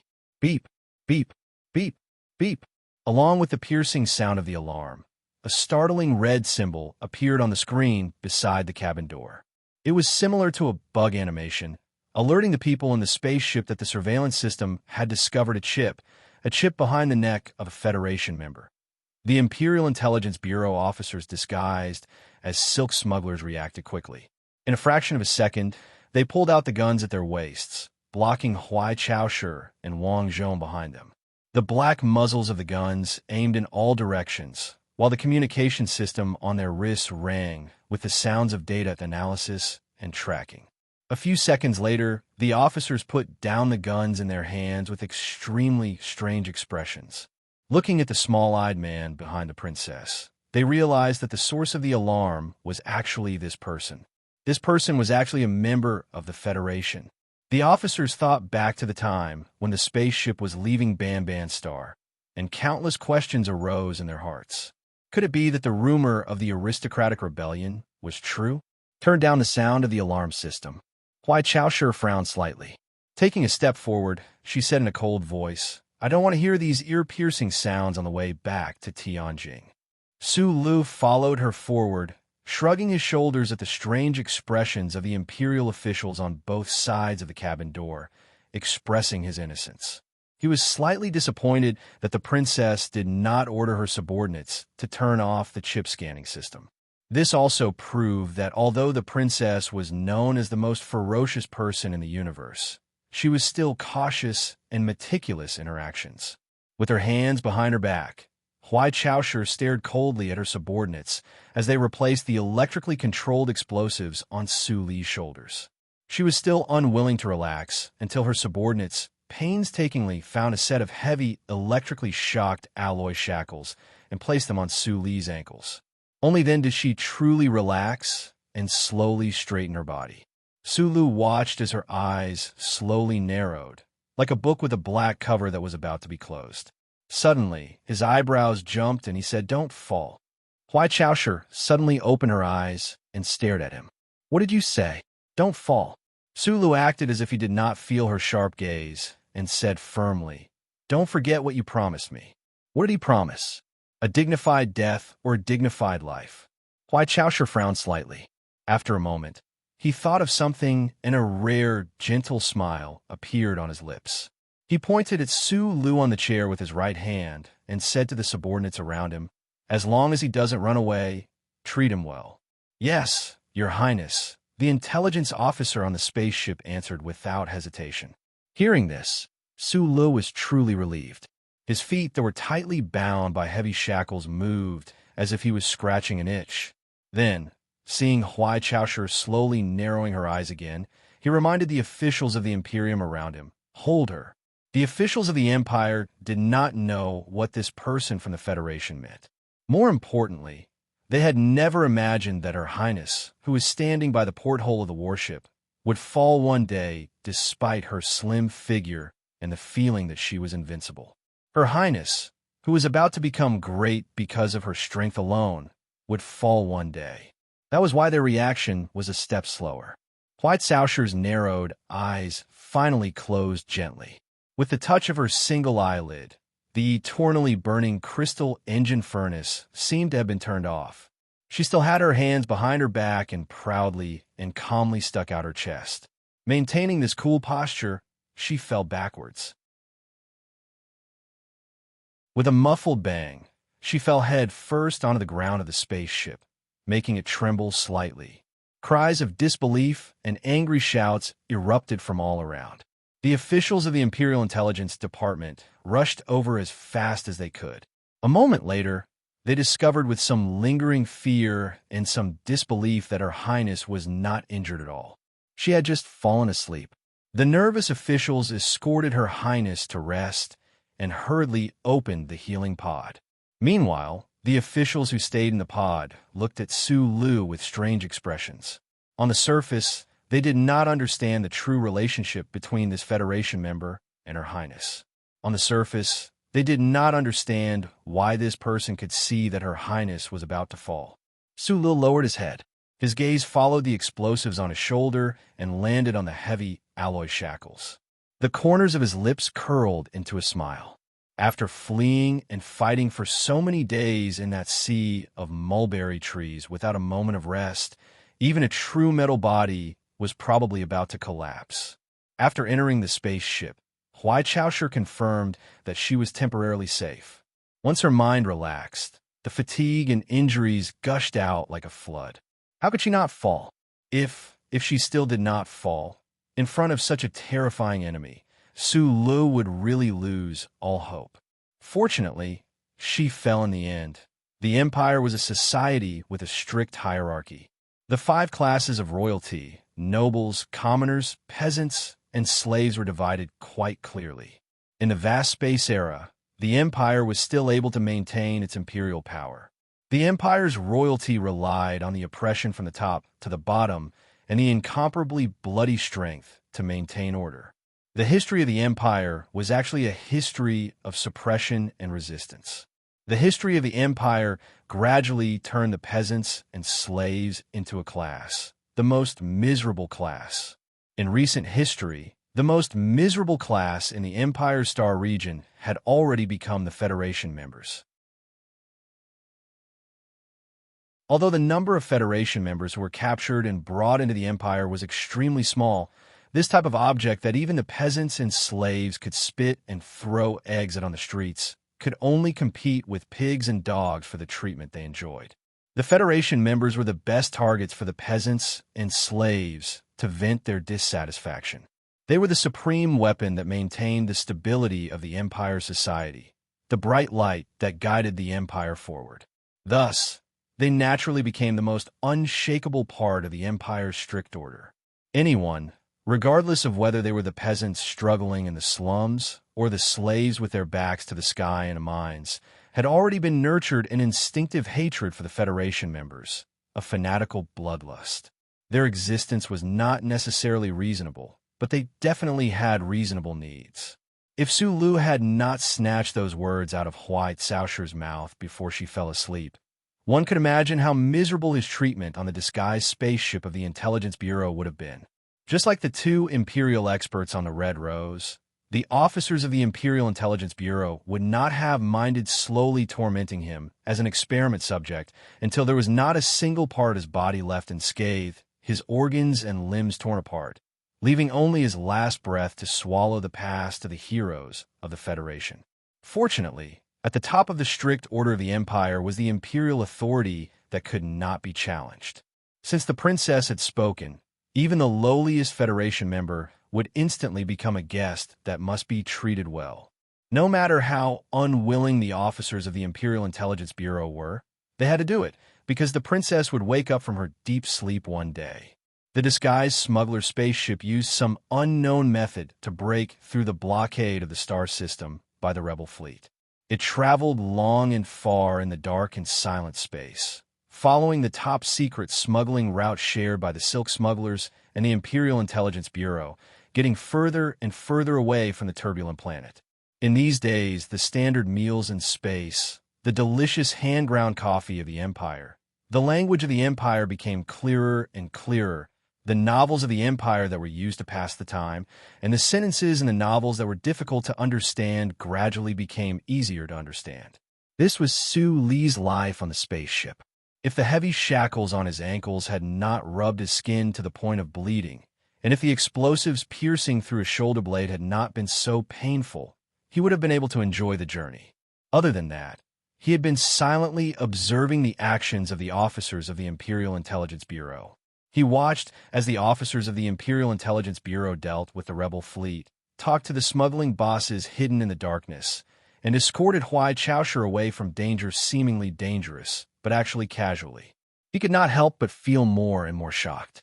The Imperial Intelligence Bureau, an intelligence agency that was very similar to the Bureau of Proclamation but did not have a charter computer, displayed too much ability. The intelligence of countless spies was like the information feedback of the Federation's ubiquitous chips. If the Federation's the glory of the charter relied on the powerful computing power of the central computer and the ubiquitous information nodes, then the Imperial Intelligence Bureau used to rule the universe relied on people everywhere, people like the sea, people like the mountains, people like the vast ocean, people like the mountains, people like the mountains, people like the vast ocean, people like the mountains. 11 days had passed in the Empire's standard time, and Su Lu was once again deeply shocked by the scene that appeared on the screen. Covering the sky and covering the sun was not enough to describe the fleet in space ahead. In fact, when this fleet of hundreds of Empire's battleships suddenly appeared in front of the interstellar passage, the entire universe seemed to be swallowed up by the densely packed fleet of battleships. The black hibiscus logo on the front of these battleships was so eye-catching that it made people shudder. The terrifying Empire's royal fleet finally left the space base outside of Tianjing planet. They brushed past the lone Imperial Intelligence Bureau spaceship, leaving behind 10 battleships as protection, while the rest of the battleships all rushed towards Li Ban planet. A few days later, images of space around Li Ban planet appeared on the screen. Countless silent explosions and dazzling fireworks bloomed one after another in that area of space. Su Lu narrowed his eyes as he watched all this. He realized that the Intelligence Bureau's officers beside him did not have any excited expressions. Perhaps in the eyes of these officers, who were extremely loyal to the imperial family, this aristocratic rebellion was a joke. As long as His Majesty and Her Highness were still alive, these reactionaries would be torn to pieces sooner or later. "What are you thinking about?" A voice sounded behind him. Su Lu subconsciously opened his mouth. He spoke in the Empire's language, but he immediately realized that the person behind him was speaking in the Federation's language. On this spaceship, there was only one person who spoke to him in the Federation's language. He turned his head and looked at the ordinary face that no one dared to underestimate. He smiled and said, "You're awake." "Yes." Huai Chaoshu carried a cup of coffee and walked to the side of the chair. She looked at the balls of flames on the screen and said, "It seems like there is something wrong with your mood. Li Ban planet is a sea of fire.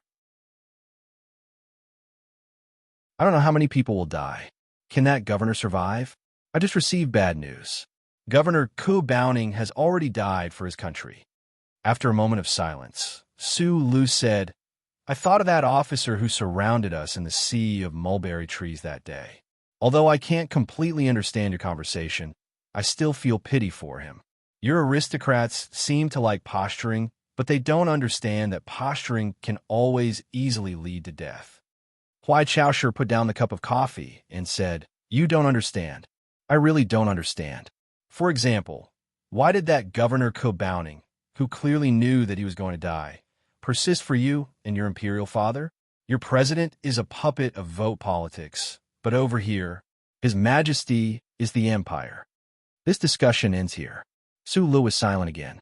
Suddenly, he asked, "Can you explain to me the composition of the Empire's fleet that is going to quell this rebellion?" The two of them weren't the only ones in the room. Those officers of the Imperial Intelligence Bureau who were quietly working had actually been carefully listening to the conversation between Her Highness and that person from the Federation. Their profession meant that the Federation language was a compulsory subject, so they heard this conversation clearly. The first part of the conversation shocked them that the high and mighty Her Highness would speak to that lowly Federation citizen in a tone of equality, but the last part really gave them the urge to immediately kill Su Lu. The composition of the Empire's fleet, whether it was the crudest ratio of functional ships or the most subtle increase in firepower, was, without a doubt, top-secret information. Even the average aristocrat didn't have the qualifications to access this information, let alone ask a person from the Federation. The spaceship was silent. The officers of the Imperial Intelligence Bureau thought that Her Highness would perhaps fly into a thunderous rage or perhaps unexpectedly not give any response. However, Huai Caoshu's following response was already beyond their understanding. This fleet is the Heavenly Thunder Fleet. It belongs to the First Royal Fleet. The flagship, Songlei, is powered by 21 sets of compound engines. Its armor is 3 layers of increasing thickness. Huai Caoshu was silent for a moment before she began to calmly explain the Empire's military's absolute secret information. It was as if she had completely forgotten that Su Lu in the chair was a soldier from the Federation. The entire spaceship's officers were dumbfounded. Apart from her voice, there was a deathly silence. Even a night cat walking past could hear the thunderous footsteps. Only Su Lu noticed the flash of light in Huai Caoshu's eyes. He was also the only one who understood why Huai Caoshu dared to tell him these things. "What you're asking isn't anything important." Huai Caoshu finished explaining the composition of the fleet and lowered her head to look at Su Lu with a smile, her face full of confidence. "Are there really laser weapons in the outer space bases of Tianjin? We've been guessing this all this time," Su Lu continued to ask without holding back. "You'll naturally find out when you have the ability to attack." Huai Caoshu put her hands behind her back and said calmly, "However, I can give you a rough estimate of the firepower. According to the defensive capabilities of your fleet, they should be able to hold on for more than 17 seconds. What about the Wolf Fong mecha? Although the micro-engines in the 47 spherical joints can avoid the interference of the electronic turbulence in the containment chamber, how can they achieve synchronization?" Translator, Atlas Studios editor. Atlas Studios, the quiet smuggling spaceship headed towards Tianjin planet. The voices of 2 youths who appeared ordinary on the outside but were, in fact, prouder and more confident than anyone else, rang out in the quiet cabin. This conversation lasted for an unknown period of time. They talked about the Empire's military deployment, Tianjin planet's culture, the most famous food among the Empire's people, and the most direct answers to the most direct questions. Between the questions and answers, there was an atmosphere like that of a sword brewing. In the sea of mulberry trees, Su Lu and Huai Caoshu had already discussed this. This was just pushing the discussion one step further. "You say that you want to escape, but you're just asking for trouble." She knew that he would definitely want to escape. She knew that the moment he escaped, he would cause even greater harm to the Empire. However, she insisted on saying this because she firmly believed that he wouldn't be able to escape. On the contrary, the more he knew, the more he wanted to escape but couldn't. This was a very interesting gamble. Su Lu, the man who was already hanging upside down on the gallows, had steel chips tied to his hair. With every sentence that Huai Caoshu said, the chips would increase until they were thousands of tons, tens of thousands, tens of millions of tons like seawater. "Actually, you don't have to make this gamble with me." The royal battleships around the spaceship dispersed like ghosts, and a blurry nebula appeared in the distance. Sula knew if that was their destination.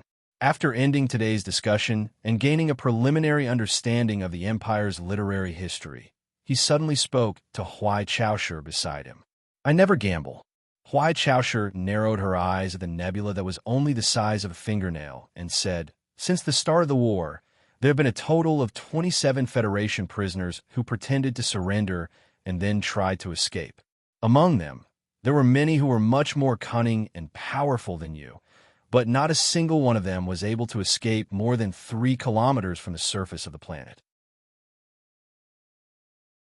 Su Lu was silent, knowing the reason she was talking about. Huai Chaoshu coldly glanced at the back of Su Li's neck, a hint of disgust appearing in her eyes. She said mockingly, just like how we can't enter the Federation, you guys can't either. To have a machine implant a dog's tail in your body, I really don't know what you Federation people are thinking. Sula laughed, not intensely arguing with the other over the issue of the chip. Instead, he said, this isn't something I can choose or decide. I sympathize with you and all of you. Huai Chaoshu frowned slightly and said, that's why I really don't understand why a guy like you can still laugh so happily as death draws closer and closer. I don't believe that you really have the confidence to escape. Of course, her pair of straight eyebrows raised slightly, and she said with narrowed eyes, I'm looking forward to the surprises you can bring me. Could this be the so-called loneliness of the experts? Sulu scratched his head, his shoulder hurting a little, and his brows furrowed. Probably so, Huai Chaoshu replied. In the magnificent interstellar era, the individual heroism supported by super strength had long since given way to the cold mechanical order. Under such a background, anyone who dared to express their feelings of invincibility to the princess by the porthole could most likely be classified as a lunatic or a pretentious idiot. However, history was so long, and the human population was so large, so there would always be peerless experts who had the qualifications to say such words. For example, Li Pifu, or the person who had his teeth smashed by Li Pifu. For example, him, her, and him. I'll do my best. Sula looked into her eyes and replied with the most serious tone he had ever used in his life. The spaceship landed on a huge planet, and the bulletproof limousine led the group out of the secret Royal Military Base. After driving for about 70 kilometers, they entered a heavily guarded manor. Sulu, who was wearing the helmet of darkness, could not see anything and could not even hear anything. All of this was completely based on the inference in his mind. The acceleration of gravity during landing, the speed felt by his body, and the time silently counted in his mind. Everything was just inference. Stepping on the protruding round stone road, Sulu was dragged forward by the dynasty's soldiers. He suddenly said, I still have a very important question to ask about that Ba Dao. He knew that Huai Chaoshu definitely had not left yet. If she wanted to leave, she would definitely say something to him. Sure enough, a moment later, he heard that person's cold and calm voice. I'll tell you before you die. Sula smiled and did not say anything else. Huai Chaoshu narrowed her eyes and looked at the back of the figure that disappeared into the underground passage. For some reason, she felt a little strange in her heart, not because of this bet that she thought she would definitely win, but because of something else. On the way back to the core of the Empire on the Wild Rose, she needed to know Su Li's secret at all costs. However, after receiving a complete analysis of the information, she immediately withdrew the idea of chopping off this person's arm.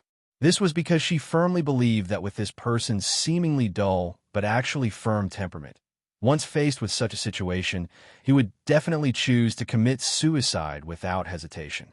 At that time, she did not want him to die too early, die too quickly, but the current situation of the Empire did not allow him to commit suicide. He could only commit suicide because the royal family still had to give a clear explanation and account to those neutral nobles. Sulu was no stranger to the dark and silent prison cell. He had once endured an entire half-year in such an environment where he would die in solitude. The Fox Fortress was once as intimate as his second home, but at that time, he had the old thing playing. What could he have now? He could only constantly think, secretly experimenting and gently stroking the metal bracelet on his left wrist. His life in the Black Prison did not last long.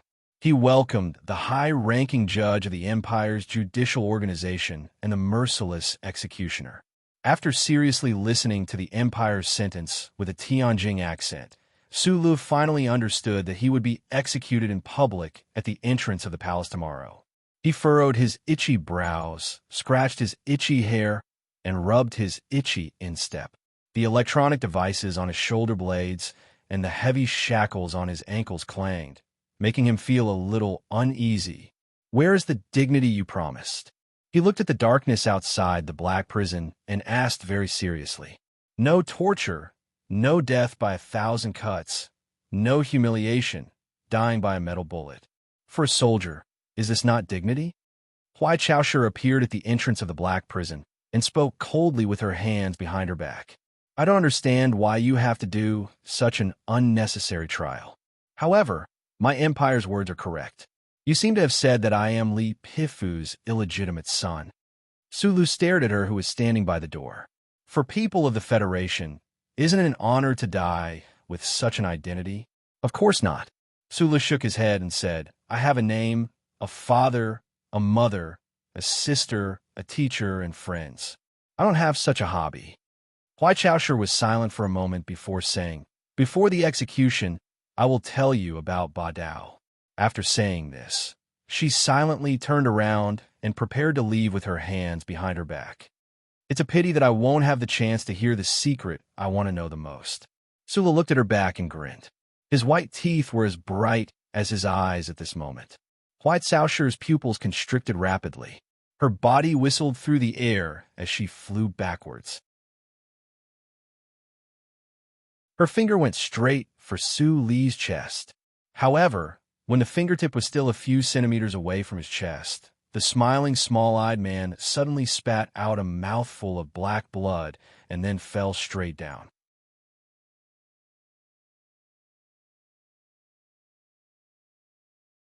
Chapter 604. If a person wanted to kill themselves, they could choose countless ways. The variety of choices far surpassed the Federation's protein meat. A straw rope, a fruit knife, or a golden chain were all enough to end a person's life. Even if one didn't have a straw rope, one could still pick up a rusty nail without a fruit knife, or a piece of metal without a golden chain. Moreover, this world was full of tall buildings, low buildings, deep pits, and shallow pits. The height and depth of the trees were enough to kill. Even if one's luck was so bad that they couldn't find anything at the moment of death, one would still have a tongue. Biting one's tongue to commit suicide might be too much of a grudge, but in the face of death, all methods were equal. Therefore, suicide was not a difficult matter. Huai Chaoshi was a dazzling red sun high up in the Empire when she was young. After puberty, she hid her splendor and walked between the Imperial Palace and the military department. In recent years, she silently presided over the work of the Royal Intelligence Agency in secret. She had seen the surging waves and swallowed mountains and rivers, seen the filthy, vicious, and cruel darkness.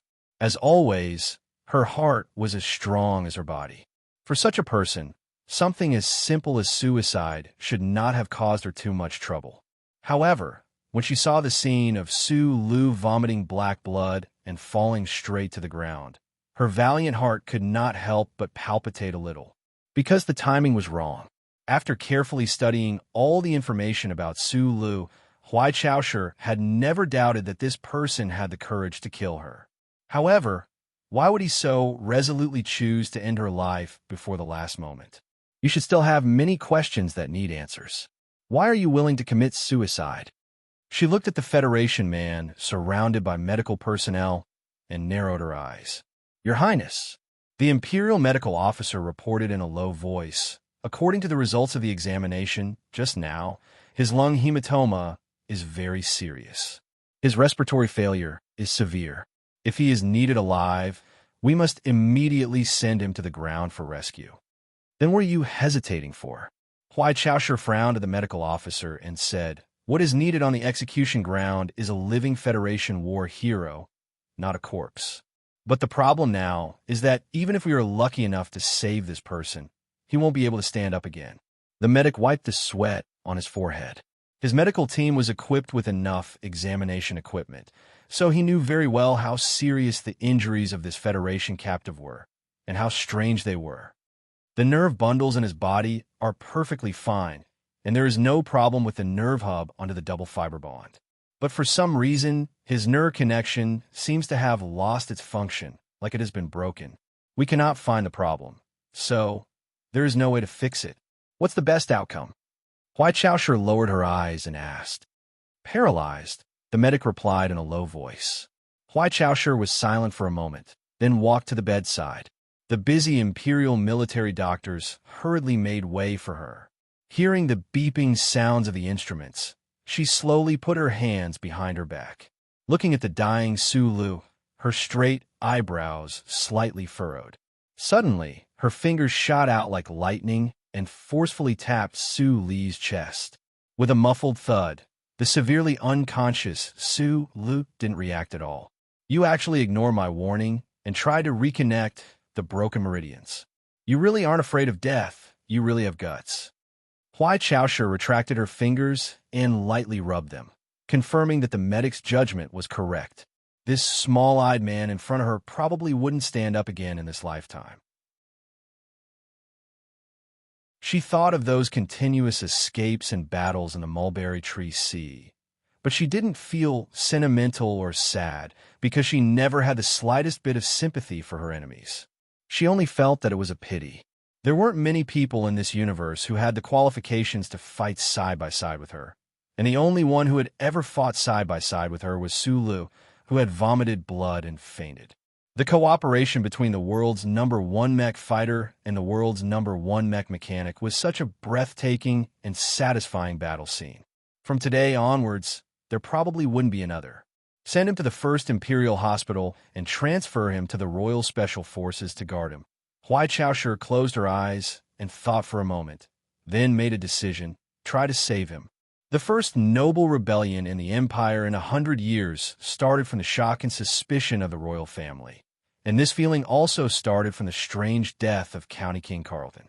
Now, this rebellion was about to disappear, but to completely eliminate the fear and suspicion of the huge noble class, especially the neutral noble class, the royal family really needed a living Su Lu, and then let him die for everyone to see. Many popular science and science books would mention near-death experiences, saying that at the moment of death, human beings would look back at the past at the fastest speed, feel the present, and look forward. Sorry, there was no future here. Only a high-speed retreating hole condensed by a black wall, and on the other side of the hole was a pure white world, completely different from the bloodstains when human beings were born. Su Lu had never believed in this saying. This semi-literate, who didn't finish the Federation's legal education, was filled with mechanical principles and a mechanical worldview. In his opinion, there was not much difference between human beings and the stray cats that ate leftover beef outside the mine, except for aesthetics. How could they have the privilege to reread their lives before they died? Then what would the near-death experience of the stray cats be like? Countless fat, big-eared rats? Even though the uncle had taught him the 10 postures, and the scorching, magical, trembling power was running through his body like countless fat rats, he still maintained an absolutely simple view of materialism. He sorrowfully and stubbornly believed that there was no heaven above his head, only the sky and the stars. Heaven could only be found in life. Sure enough, there was no black hole or holy white light, but there was a black dream, a very unoriginal black dream. However, the old charter computer didn't appear in the dream, wearing an old butler's uniform or really wearing a black silk skirt to talk about some mysterious things. In the black dream, there was only the painful tearing of the halo, the scattering of the breath, and no rebirth, gradually quieting down. Suicide was a very simple thing, and surviving was also a very simple thing, especially for a young man who had experienced countless life and death situations and whose body muscles and organs were extremely strong. All he needed to do was to try hard to open his eyes. Su Lu opened his eyes with difficulty, and the light in the gap of his eyelids gradually dimmed and became clear. There was a majestic oil painting on the wall, and the signature below it was so messy that no one had any impulse to identify it. "He's awake." Along with this surprise shout, there were dense and chaotic footsteps in the ward and the nervous voices of the treatment team. All kinds of advanced medical equipment were connected to his body. The metal contact should be very cold on his bare skin. Sulu, who had a very unpleasant past in the Federation Army General Hospital, thought silently in his heart, and then his body subconsciously prepared to tremble. However, he couldn't tremble. He didn't even feel a trace of coldness. Only now did he realize that his body was completely out of the control of his brain, and he couldn't feel anything. He furrowed his brows. Fortunately, he could still move his brows, so he should be able to close his eyes. Lying on the hospital bed, Sulu opened his mouth and smiled happily. This smile that came back from death instantly shocked the people of the Empire in the ward and made them collectively speechless a few days later. "I warned you. Your Jinshi has already been scattered by me, and the meridians in the upper circulation have been blocked. If you try to force a breakthrough, only death will await you." Huai Chaoshi stood by the bed with her hands behind her back. She looked at Su Lu on the bed, looked at his extremely thin cheeks, and said expressionlessly, "I really didn't expect that you would actually use this as a means of suicide." Su Lu smiled and didn't say anything. Now his entire body was paralyzed, and he could only move above his neck. Other than speaking, he could only use his expression to express his thoughts. He could no longer imitate President Pabre and forcefully wave his right arm to help his emotions rise. A human's expression could only choose between laughing and crying, joy and sadness, happiness and depression, calmness and depression, and these two opposite camps. So, Sulu naturally chose the former. "According to the judgment of the doctor and me, you will never be able to stand up again in this life." Huai Chaoshi looked at him and said indifferently, "How does it feel to be paralyzed? You can no longer carry the prosthetic arm to display your talent. Do you regret it?" "Why do I feel like your highness has more regrets than me?" Sulu, with his thin cheeks, finally opened his mouth to speak. His voice was extremely hoarse and weak. He said, "The feeling of being paralyzed and is a bit fresh. From a file, I can't judge that you are a hopeless optimist." Huai Chaoshi turned around, poured herself a cup of coffee, and said casually, "That's because I have never fallen into hopeless despair, so I can't display my talent in this area." Huai Chaoshi turned around with the coffee cup in her hand. After a moment of silence, she suddenly asked, "If you had died that day, and now you are paralyzed, would you really be willing?" Hearing this, Su Lu was silent for a long time. He stared straight at the snow-white ceiling until the corners of his mouth lifted into a trace of a complicated and indescribable smile. Only then did he reply in a low and hoarse voice, "Of course I wouldn't be willing. I still have a lot of things I haven't done, a lot of secrets I don't know." "For example?" Huai Chaoshi took a sip of coffee. "You have seen my file, so you should know about Zhang Xiaoming. Your first love?" "That's right." Su Li's eyes narrowed. He sighed softly and said, "I used to always want to make love with her one more time before I die. Now it seems that I don't have the chance. This is probably the biggest unwillingness." Hearing this unexpected answer, Huai Chaoshi was moved. She asked, "Why not your national girl Jian Shui'er?" Of course, in my opinion, among those ambiguous women in the Federation, only that female engineer nutshell is worth dating. Without waiting for Su Li's reply, this imperial princess, who had never been in a relationship before, thought that she understood something. She shook her head and said, "Stupid first love complex." Su Lu smiled and didn't explain. In the entire universe, probably only the prince of the Tai family knew the real reason for this kind of unwillingness. "Since you are unwilling, why do you want to commit suicide? Since you are a hopeless optimist, I always thought that you would persist until the end, at least until the execution. The Federation's proverb says that if the Grim Reaper tells you to report at 3 o'clock, you will never see the first ray of sunlight again. But I'm a soldier. Even if I am facing the Grim Reaper, I have to compete with him in terms of strength." After a moment of silence, Su Lu replied, "You want me to go to the execution ground and let a lot of people watch me die?" I don't know the specific reason, but if you want something, I will make sure that you don't get it. At least I can choose the method of death and the time of death. Until the moment of death, soldiers should fight. Suicide is actually a kind of battle. You're tuning in to the Romance Rendezvous YouTube channel. We're so grateful for your support, and don't forget to subscribe to join us on this incredible journey through captivating stories. Your generosity through donations truly makes a world of difference, as it's the primary source of revenue that allows me to expand and enhance this channel for you. Thank you from the bottom of my heart for being a part of this adventure.